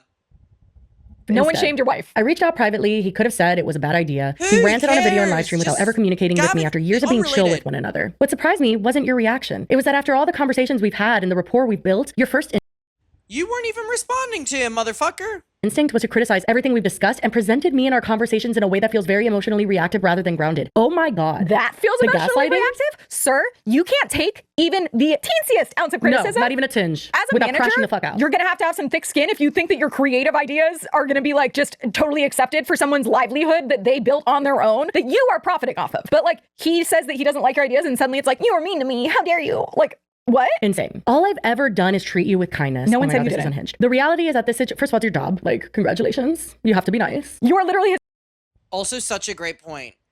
You're expecting the bare minimum. Now you're saying that I've been so nice to you and that should be appreciated. That's your job, bitch. Oh my god. manager, you're not his friend. So like, yeah, you should be nice, but also he never Yeah, Josh trying to act like he's just being a nice friend instead of the boss. History repeats itself, right? Not understanding boundaries. said you weren't nice. He said that your ideas were bad, and they were. The reality is that the situation is far more nuanced than the version currently being presented online. The video I'm releasing isn't some angry rant or threats. Well, some part of it felt sinister. Wait, also the fact that he went from Adam to then like the criticism basically is what he addresses in that last paragraph, and then now he's back to Adam. And it's like, oh my God. He's all over the place. It's all consuming in his mind. Like that's all he's thinking about. They have added their own twist to this entire situation and doubled down to the point where it seems so black and white. Who's I'm they? trolling online on purpose because that is exactly what these people want and function off of. They Crazy, again, that he admits to his client saying that the way that you're acting on social media is embarrassing. Josh being like, well, I'm just trolling for attention. You deserved to lose that job. picked a fight and are now playing victim because I decided to not remain silent. My video is a calm discussion. Calm is subjective. Calm discussion? Please. I guess. Discussion requires more than one person usually. About a handful of simple moments that got twisted, amplified, and turned into something much bigger than they ever were. Unfortunately, what you're watching is also kind of content that tends to generate attention, views, and revenue. Had you reached out, I would have gladly shared the full context, the timeline, and the Josh literally wasn't responding to his previous emails. receipts that show how all of this actually unfolded. That is The concept of talking about receipts and screenshots on a work chat. Oh, he deserved to lose that job. So inappropriate. No one wants it. Instead, you're seeing a version of events being narrated by someone who has already decided what the story is. The same shit he said about us. Literally the same shit. That said, I genuinely respect your position. If you've decided you'd like to exit the agreement, I can absolutely make that happen. I just need a little time. You could have just led with that, actually. These decisions aren't made by me alone, and an abrupt contract termination requires conversations with the people responsible for approving those requests. It'll likely take about a week for me to get in front of the right people and work through the process properly. For what it's worth, Because he's too damn busy posting Instagram stories and searching Reddit. this has been a very difficult and personal situation for me. If you ever take the time to watch my interview with Swoop, I can't. Crazy, by the way, that he says in his email to Gavin, if you ever get time, watch my interview with Swip. Dude, heaven forbid the day that any of us ever platformed you. Holy shit. Holy fucking shit. oh my God, not him literally citing that to get himself out of it. That's fucking crazy. You're speaking to a client. What are you Literally, and doing? he's using that as still his get out of jail free card. He goes, if you watch my interview with Swoop, you'll probably notice pretty quickly that the way this story, this story is new, Joshua. This isn't the same story You were cannot telling apply what you spoke about with Swoop to everything. That is so weird, and I'm sure she wouldn't want you to do that either. Exactly. 'Cause that would mean that she's responsible for everything you ever say or do because she had a conversation with you. Like, that doesn't It's make ridiculous. any sense. And that he literally says, this story is being framed online doesn't line up with the reality of what the interview proved about who I've always been as a person. That interview did not Bingo, prove there who we you've go. always been. Self-report. You are full of shit. Like, That's this why is we never proving how you agreed. always were as a person. Your actions. What makes this especially frustrating is that none of this started with some dramatic conflict. Someone had concerns about a documentary, chose Oh my god, stop talking about me in your work chat. not to express those concerns to me directly, stopped responding, and then publicly criticized me and my wife Oh my God. before I even knew there was an issue. By the time I understood what was happening, the narrative had already been written. I've spent the better part of 10 years dealing with situations where other people tell my story for me, often without context and often in ways that don't reflect the reality of who I am. Are a lot of those stories people talking about the things you do online? The weird The way you things that acted you after the put divorce online, and you that crashed you out put with out that as into the well? world? I guess I had hoped that after the conversations we've had, there'd at least be enough trust to ask questions or hop on You weren't responding to him. It makes me so frustrated that I was used as justification of how he was acting with Gavin. I'm so glad that we were able to show Gavin so much love because Jesus Christ. Zoom before making a decision this significant. But I understand that's not where you're at right now. So while I don't believe the situation is nearly as black and white as it's being presented online, I do respect your decision. Give me a little time to get in front of the appropriate people, and I'll make sure everything is handled correctly. Saying like how this situation is being presented online, this situation is not the same as your thing with Adam. Like, this is his career and his livelihood, that you're just ignoring all of the valid criticism he gave and reasons why he wants out of this contract. The Adam stuff was just the straw that broke the camel's back, that he was like, this is too weird, I need out now, because Like, now you're, yeah. now he's scaring me. Yeah, no, and Gavin The context was Gavin bringing up the situation online because Gavin was like, you're not responding to me, but I'm seeing you post online. responds back and says, "Hi, Joshua. Thank you for letting me And he has every right to be like, I don't want my manager to act like this online. That's a pretty normal reaction. know a little bit more, but the online drama was really only a footnote in the email I sent. It isn't the main reason or even a big reason as to why I want to leave the contract. You really don't need to share any more about it with me, but I would still like to go ahead with termination." Like, so fucking embarrassing if I read that and I was Joshua, I'd be Truly. like, oh, I overshared. Yeah, like, what no, the fuck? 100%. Can you give me a timeline or something so that I'm not in the dark about the next processes? You say it will take about a week to get in front of the right people. Should I email again next Wednesday to make sure things are moving along? Or if you have any further updates about it? I understand you're busy and you have events coming up, but I would appreciate being Busy. Yeah, busy on the Colleen Ballinger snark. kept in the loop during this. He, again, class act. So, I mean, he just handled it so well. That was on June 17th. Joshua did not answer. So on June 18th, Gavin responds again. And he says, "Hi, Joshua. Again, I understand you are incredibly busy right now, but I really do need responses and more transparency right now. Let me be even more honest than I was in my first email and why I have a sense of urgency in reclaiming my finances from you and Studio 71. This part broke my heart because he cries during when he's reading it, and it's so sad. Yeah, it's sad. He starts like disclosing his financial situation, Yeah. and he shouldn't have to do that. Like, I'm gonna skip that part because really he should be the one that Yeah. says that. But like, it actually is so stupid that Joshua just didn't give him any reassurance because he's mad at him because Gavin's not How on his dare he? side. And so in Joshua's mind, all humanity, like, he doesn't give a fuck anymore. Like, if you're on the wrong side, then I don't have to do shit for you. I'm just gonna do like the bare minimum. It's just ridiculous that he even had to like do this and still not be rude and like walk a line because he's like, I don't want to piss him off more because then like he's gonna screw it up and stand in the way of me actually getting my money. Yeah, and skipping past the like financial situation he talks about, he says, "This is nothing personal and you have been very lovely on the calls that we have had. You shouldn't have to baby him, Yeah. but Joshua needs it. I apologize if I sound like I came across And that's what Josh wants. He wants people to talk to him in such a delicate and soft tone. And then he speaks to you with such an aggressive one. rather harsh when I didn't like the optimization report. I just felt rather deflated and disappointed that none of it was to do with my actual content, but the branding around it, the aesthetics, and not what I am passionate about doing, my actual videos. I sent you an email on June 1st with my concerns about my finances, didn't I? You didn't reply to my concerns, only followed up on the 3rd to make sure I got paid. But those feelings of anxiety and not having control of it does bother me more than I thought it would. I even mentioned that I was looking forward to getting control of my finances again, and that email predates all of this drama you're in online. So this Adam situation is not the reason I've asked to be let go, but it is the last straw. I'm so embarrassed that he was using me as a scapegoat. Josh, I mean. I'm watching you post videos on your YouTube channel and posting stories on Instagram where you are purposefully goading Adam and his community online. This is making me uncomfortable, absolutely. But it's also making me frustrated because I know I sent an email yesterday morning asking for what the next steps are, and instead of replying to your client, you're provoking people online. It's not behavior I want to be a part of. This is my livelihood. All the money you get from me is all of my money. I need it to live and pay my bills and support myself and pay for the things I need to do to keep doing my job. I'm just asking you to do your job, which I think is super fucking fair, well written, all of the above. Like, are you kidding me? And Joshua's response is nothing short. It's not even surprising to me, but I think it was surprising to Gavin because it is so fucking bizarre. He says, they will offboard your channel Monday and you will receive an email notification to the one associated with the account confirming it. You'll just need to hop over to the earnings tab and make sure it's turned back on. I'll email when they confirm that it's released just to follow up. Thanks for reaching out to the other department, by the way. It's ended up leading to a really productive conversation about your channel and its future, and it was clear that it's best to part ways as soon as possible. You Fuck you, prick. Such a scumbag. He's literally like, yeah, thank you so much for getting me in trouble with my boss. My boss actually said that you're a flop and won't make us any money. Well, then why is the problem with fucking delaying getting Gavin out of the contract? Fuck you, scumbag. You always have to have the last word. That annoyed me so much. You fucking asshole. Well, first of all, if you're not responding, I'm gonna message your aunt, your sister. I don't give a fuck. Give me my money. You're not answering. It's like if you texted your friend or something or like a boyfriend and they didn't respond and then you saw them like posting stories. Like you'd be like, what the fuck? Like, stop ignoring me. Yeah, 100%. This is the craziest part. This is crazy, yeah. Had to block you on Instagram, unfortunately.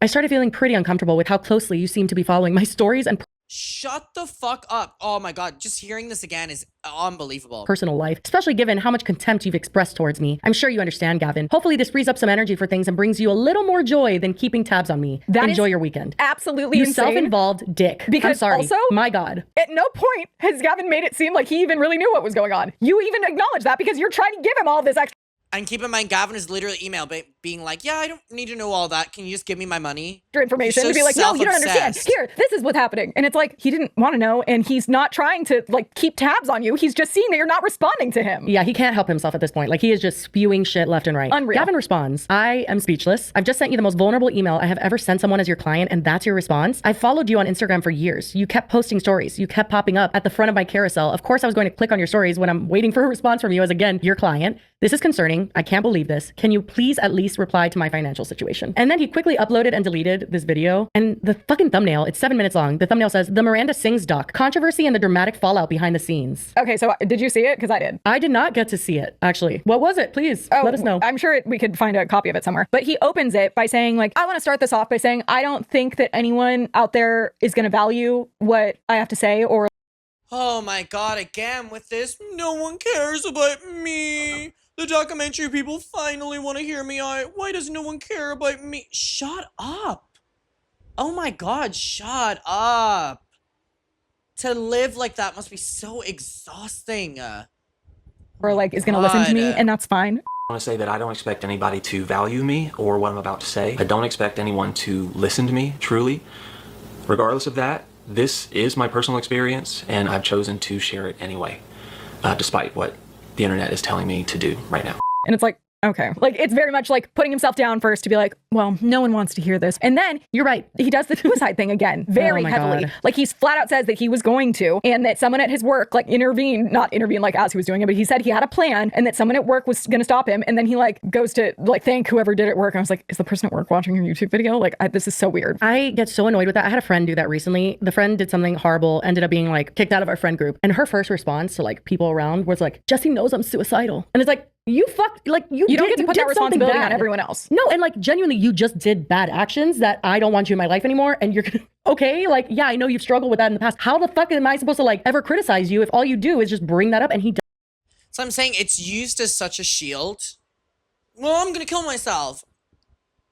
Okay, you have now just escalated it to such a place where I look like a dick for saying anything back. So fuck you. Does bring that up a lot, and I hate that. I genuinely think it is one of the most manipulative things, especially Gavin was talking about, like, I've wanted to unalive myself too. Yeah. Like, bro, life sucks. Like, we get it, but you can't do this shit. He brings it up again, and he says that it was that after his dad died, that he didn't speak to anyone except Pamela and like maybe one other friend for like a I'm probably the fucking documentary crew. Jesus Christ. Like, the places he's taken this is so fucking disturbing. year. Oh And my God. then he got this DM from the BuzzFeed people, and it's also edited very dramatically. It's like May 15th, 12:34 p.m. May 14th, 3:21 p.m. I have also not seen this video. I didn't even know this video existed. You can pause this if you want to read the whole thing. I cannot believe that he doxed these people. Why the fuck did he dox these people? Do you know how the industry works, dude?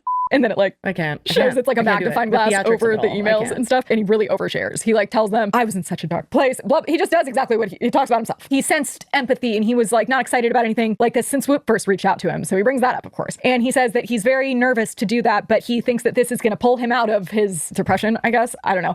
They came across as thoughtful, compassionate people, hey Shadow, who wanted to tell a bigger story about fandoms and the people affected by them. At the time, Adam and I had been cordial for years. Oh my god, he's so exhausting. Cordial. I knew one of the journalists had already messaged him, but she hadn't heard back. That's all I knew. So he goes over all that and then eventually finds out that they follow Johnny on Instagram. That's when I discovered they were following Johnny. Given my history with him. Oh my god. Thank god I haven't seen this video. It's fucking annoying me. That immediately raised red flags, so I scheduled a call and asked.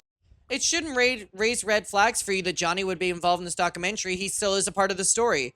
It's the fact that you no longer are getting your beautiful edit that you want. A straightforward question. If I was going to trust these people with my story, what? Josh, it's a documentary. It's a documentary. They don't like you. They don't care about you. This isn't the Josh show, same way it isn't the Anybody show. How can I trust you? Tell your story and see what edit you get. Was there any chance he would be involved? And again, there would be no problem with Johnny being involved in this. Instead, I was told, and this is a quote, I find it interesting that you have such a negative and extreme reaction to Johnny when you were involved with the Ballinger family itself. Okay, they kind of ate with that. They kind of ate with that. You having such a bad reaction shows that you're hiding something. I'm sorry. They low-key, this is my first time seeing it. They clocked the fuck out of you. They clocked the fuck out of you. That response stunned me. She was questioning why. Stunned you? Oh, wait. Did you fall to your knees wailing as well? This is so unserious. Someone who aggressively and publicly defamed me in front of millions would cause such a reaction out of me. I was asking why they would even consider letting him have any involvement in a project I was being asked to trust. Dude. Oh my god, he is so obsessed with himself. They wouldn't confirm it. They wouldn't deny it. They told me I need to trust the process. Josh, you are fucking insane. Wouldn't confirm it. They wouldn't deny it. They told me I needed to trust the process. And he asked them about it. He claims this is before anyone started bringing that up, because I guess that's also one of the reasons Adam has said that he like absolutely was like no, and he also found out Johnny that was they gonna be do a part of it. Yeah, and then he also found out that they did quiet on set. Oh yeah, red flag. Joshua claims that he discovered that they follow Johnny, and he asked them about it, and they like wouldn't give him a straight answer, and then he felt just like completely slighted because like how dare they? Like he's just asking them for this one thing to not include Johnny, and they're not giving him. Why is Josh in control of who can and can't be involved in something? That is so crazy to me that he's basically implying that I'll only do it if Johnny isn't involved. Straight answer. It was just like very me, like how dare you? And then I told you, he brings up that like they had Pamela's contact info and they didn't reach out to her, and I just thought that was like disgusting or something. They didn't reach out to Pamela? So why did you tell me that Pamela was involved in it, Josh? With proof. I have proof of that. Or do you just lie about everything? Something like that. Something else that stood out to me. They had Pamela's contact information the entire time. They knew she had lived through much of this with me, yet nobody ever reached out to. Hi. Didn't you leave Pamela to go with Colleen? Then you and Colleen dumped you, and then you went back to Pamela? Hello? Hello? To hear her perspective. Shocker. For a project that claimed to care about the human impact of these events, that felt strange. So by the late afternoon of June 8th, the trust I had with them was gone. Dude, you care about yourself too much. You care about yourself too much. Such a good point. He says, Adam's involving my wife, but then he's literally saying here, why won't they involve Pamela? Who the fuck is Pamela? I ended everything. It was a big confrontation, not only on the phone, but through email, back and forth, through text. All of them doubled down. They would not confirm or deny. They didn't lie. I don't care if Johnny would be a part of it or not. Everyone's involved in it if we're not. Oh my God, Josh. He wanted the Josh show because he wanted his book deal. Like that, I got upset and raised my voice. He admits that he shouted at them? Now I know that he was shouting at other people. I know that he was shouting at other people behind the scenes. and saying the most horrific shit to them on the phone. I can't believe that he admitted he was saying it to the documentary people. Because I was panicking that they would consider. You were panicking because why? You were panicking because of why? Why? Why? Why would you panic? Says a lot about you. Johnny, they wouldn't at least say, yeah, man, don't worry. We would not Josh, they don't owe you anything. put you through that. I'm like, well, why would they? Like, what are you talking about? Like, I don't know in his head what this documentary was going to be, but like, I can guarantee you it wasn't what he was thinking. And he like was basically like heartbroken at the thought of them not like bending over backwards to keep his involvement, and like the fact that they like might not care. And it's like, they're documentary makers. They don't care. Like, come on. Then he ends it and doesn't mention Gavin, doesn't mention anything. Cool. Then just kind of ends. That's fun. Yep. And then he deleted it. I can't. And deleted all of the other the other 2 videos as well. And his entire Instagram and his entire Twitter. And now he has re-uploaded all of them again. He did delete his Instagram? Yep. Oh my God, I can't. Now, Gavin did post an update, and it was a positive update because Studio 71 got so much shit that they emailed him, apologized, refunded their commission that they did take from April, I believe, and said that they were going to immediately release his channel. When he tried to respond back to them, like literally within 15 minutes, he got like an error. So Jesus Christ. It makes me so upset as well that there's so many people out there like Gavin who've probably experienced things like this and don't get a good ending. Oh, it's so exploitative. I don't know what that's about. Like he was blocked. It was a delivery status notification. I don't know. That's what the fuck crazy. that would mean. But if that's all true and everything got released and everything is fine and he has to wait for 2 more payments Good after riddance. August, he will be free. Yeah, good riddance. But then they go back and forth. Joshua even responds. He was finally able to get an email through to them, and they answered back and said, like, we're not sure why the emails weren't going through, but we're glad we were able to connect. So I don't know what the fuck happened there. It could have been something weird. I don't know. weird. And then Gavin actually responded and said that he doesn't want anything bad to happen to Joshua despite everything and his conduct and stuff. He doesn't want him to lose his job, which I think Gavin is very, very sweet. Yeah. Do I think Joshua is the right person for that job? No, I'm surprised he got it. He has never been a successful YouTuber on his own. He was always just Colleen's husband, and that's why people watch him. But when you even watch his old skits and stuff, like it was like not even Shane Dawson had like cringe shit and obviously super racist and horrible stuff, but he knew how to be on the camera. You know what I mean? Yeah. Joshua, like something was always so, I mean, he just didn't know how to do it well. I'm well, sorry. even past just like the skill perspective, which like I don't think he was qualified to be doing that job. Just in general, being a manager, like you are responsible for someone else's career. Like you are promising them that you're like showing up for them. You made a promise to him and you weren't fulfilling it. And that's like, you don't deserve to have that job. Yeah, I think that all in all, this has all been a lot. And like just like consuming so much of Joshua David Evans, it's really truly not my favorite thing to do. But again, this is something we would have covered even if we hadn't had our experience with the Johnny interview and with Joshua in the past. It didn't surprise me. I have a lot of not even that complicated feelings about Joshua, like I always have. And I just, his character in these emails, in his past, like I see a lot of similarities and the way that he deals with conflict and criticism. And I don't think online is the place for Joshua David Evans. I think that he had the right idea by kind of stepping back after the Swoop documentary and just like not being on the internet and doing whatever he does at Studio 71. I hope that this is, I mean, and this isn't even like, I hope Joshua loses his job. I just hope it's like, I don't want anyone else to get caught in the situation that Gavin did. Yeah. Oh no, for sure. And to Gavin, I mean, he had not a GoFundMe. It was like people found his Ko-fi link or something, coffee link, where basically you could like buy a creator coffee for like $5. He says that through that, like I know Adam suggested people donate and stuff, and people went and donated, and he says that he's good and he appreciates that. He never asked for help and all that. And a lot of It just people seems now like such have a been sweet introduced person. to his channel, which I think is great. Yeah. That like it turned a negative. Yeah, and again, isn't it so crazy that in all of this, Gavin got the biggest boost from YouTube after being gone from Studio 71? Says a lot. Into something positive. Absolutely. Hey girlies, since we filmed, Joshua has put out a video which he claims is his Oh my god, the constant updates. See, this is what happens when you deal with people like Josh. final video. The thumbnail says, "This is goodbye, my final video." And then the title is, "This is goodbye." It has been up for about a day and it has 11,000 views, so not getting a whole lot of traction. He should probably optimize the thumbnail to have some terracotta in it. Anyway, it is not him actually talking. It is essentially a notes app statement where he just has, let's see, 16 slides of text.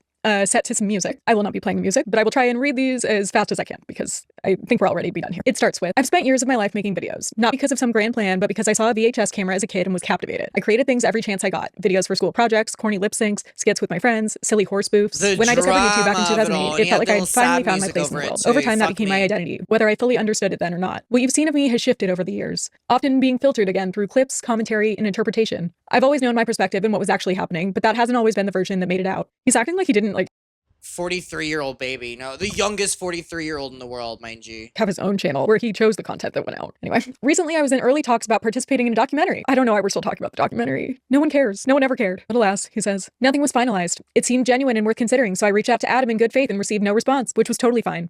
No, it wasn't. It all changed and caught me completely off guard to see him talk about it so publicly and so negatively. We were still in early off-record conversations, just exploring ideas, nothing set. Watching something that small be framed so confidently for thousands and thousands of people was unsettling, and I reacted from a place of confusion and hurt. I let my fear take over, and I said and posted things I shouldn't have.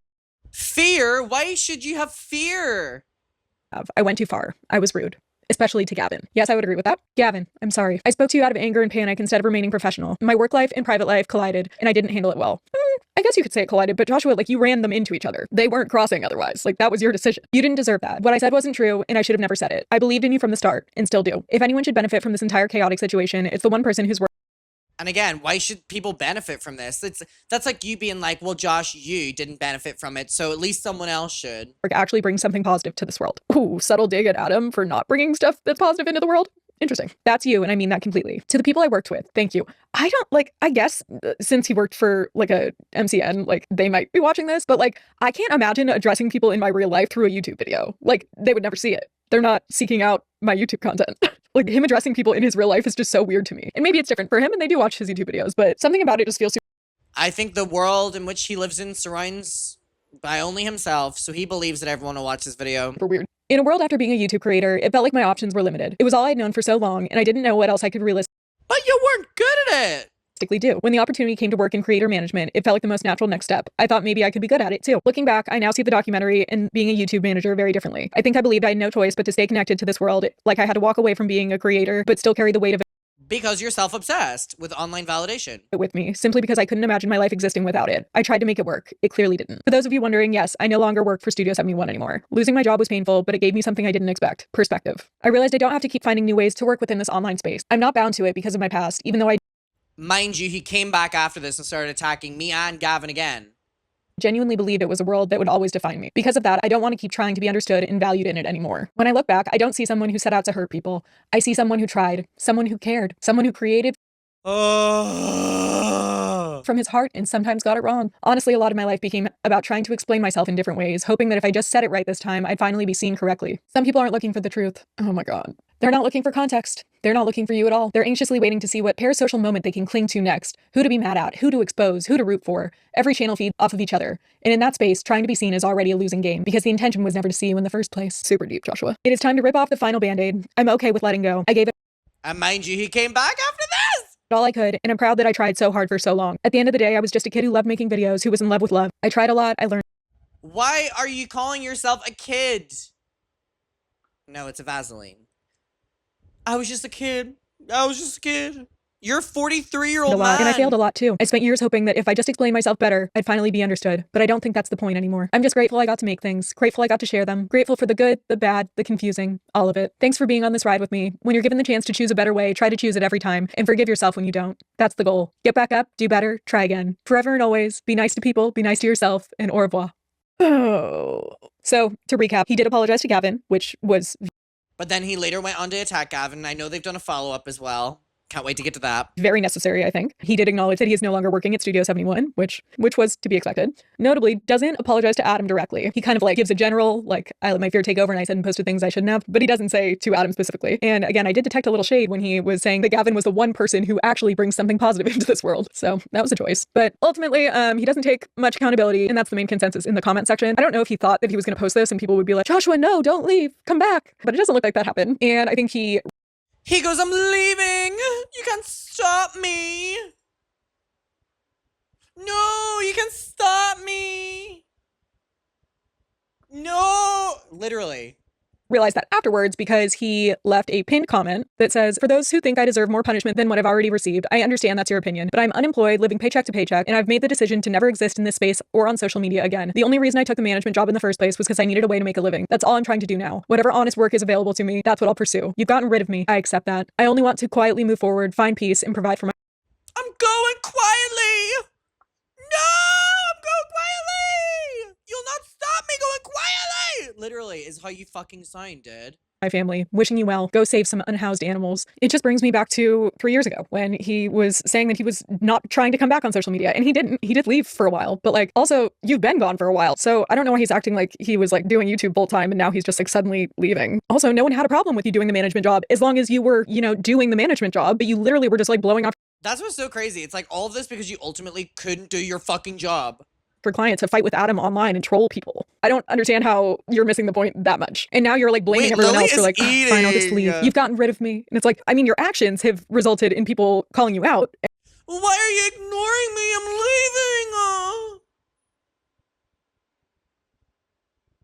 Stop it. No. No, I'm going. Yes, I am. Silence. He's talking to the fucking wall. And then you're choosing to leave rather than address your weird behavior. It just seems like it's the same thing. I feel like we're on repeat. This is a tweet from August 2023 where he says, "Sick of thinking about how her decisions affected my life for so long. Sick of thinking about everything Johnny tried to make you believe. Sick of feeling like I have to defend myself or that I should just disappear again. Can this be over soon? Not much energy left in my tank." Again, there too. It's like, he's like blaming Colleen. He's blaming Johnny. He's blaming everyone. And then he's like, "Oh, should I just disappear again?" And it's like, oh my God, not much energy left in your tank. Same. Anyway, I think that is it. And yeah, back to us. Bye. But yeah, what a shit show. We've been here for so long. Oh my God. But like, so much to say considering the situation and our like, past it brought and up a everything. lot of feelings, and it was just A lot it of had feelings. some stuff to get off our chest. And we still acknowledge we had wrongdoing in the past, and that is again why we have not interviewed anyone ever since, because that was a decision we made because we felt guilty and didn't want to do that again. So here we are. Yeah, here we are. Wow, what a shit show. Anyway, we love the internet. My God. Wow. I really enjoy this podcast. I really do. Shout out to Jessi and Lily. I mean, this has to be super validating for them. And again, even me speaking myself, there's a huge level of, what's the word? I hate using the word accountability because it just seems so fake to me. But there's a huge level of, I guess, acknowledgement is what I want to say. That, I mean, as well, I played a part in me and my community that we weren't necessarily like messaging them or whatever, but we were making videos and on stream and we were talking and not happy with how they were treating Josh. And you know what? Like, looking back on it, they were absolutely correct. And Jessi and Lily, I apologize to both of you for that. And I apologize to your community for it as well.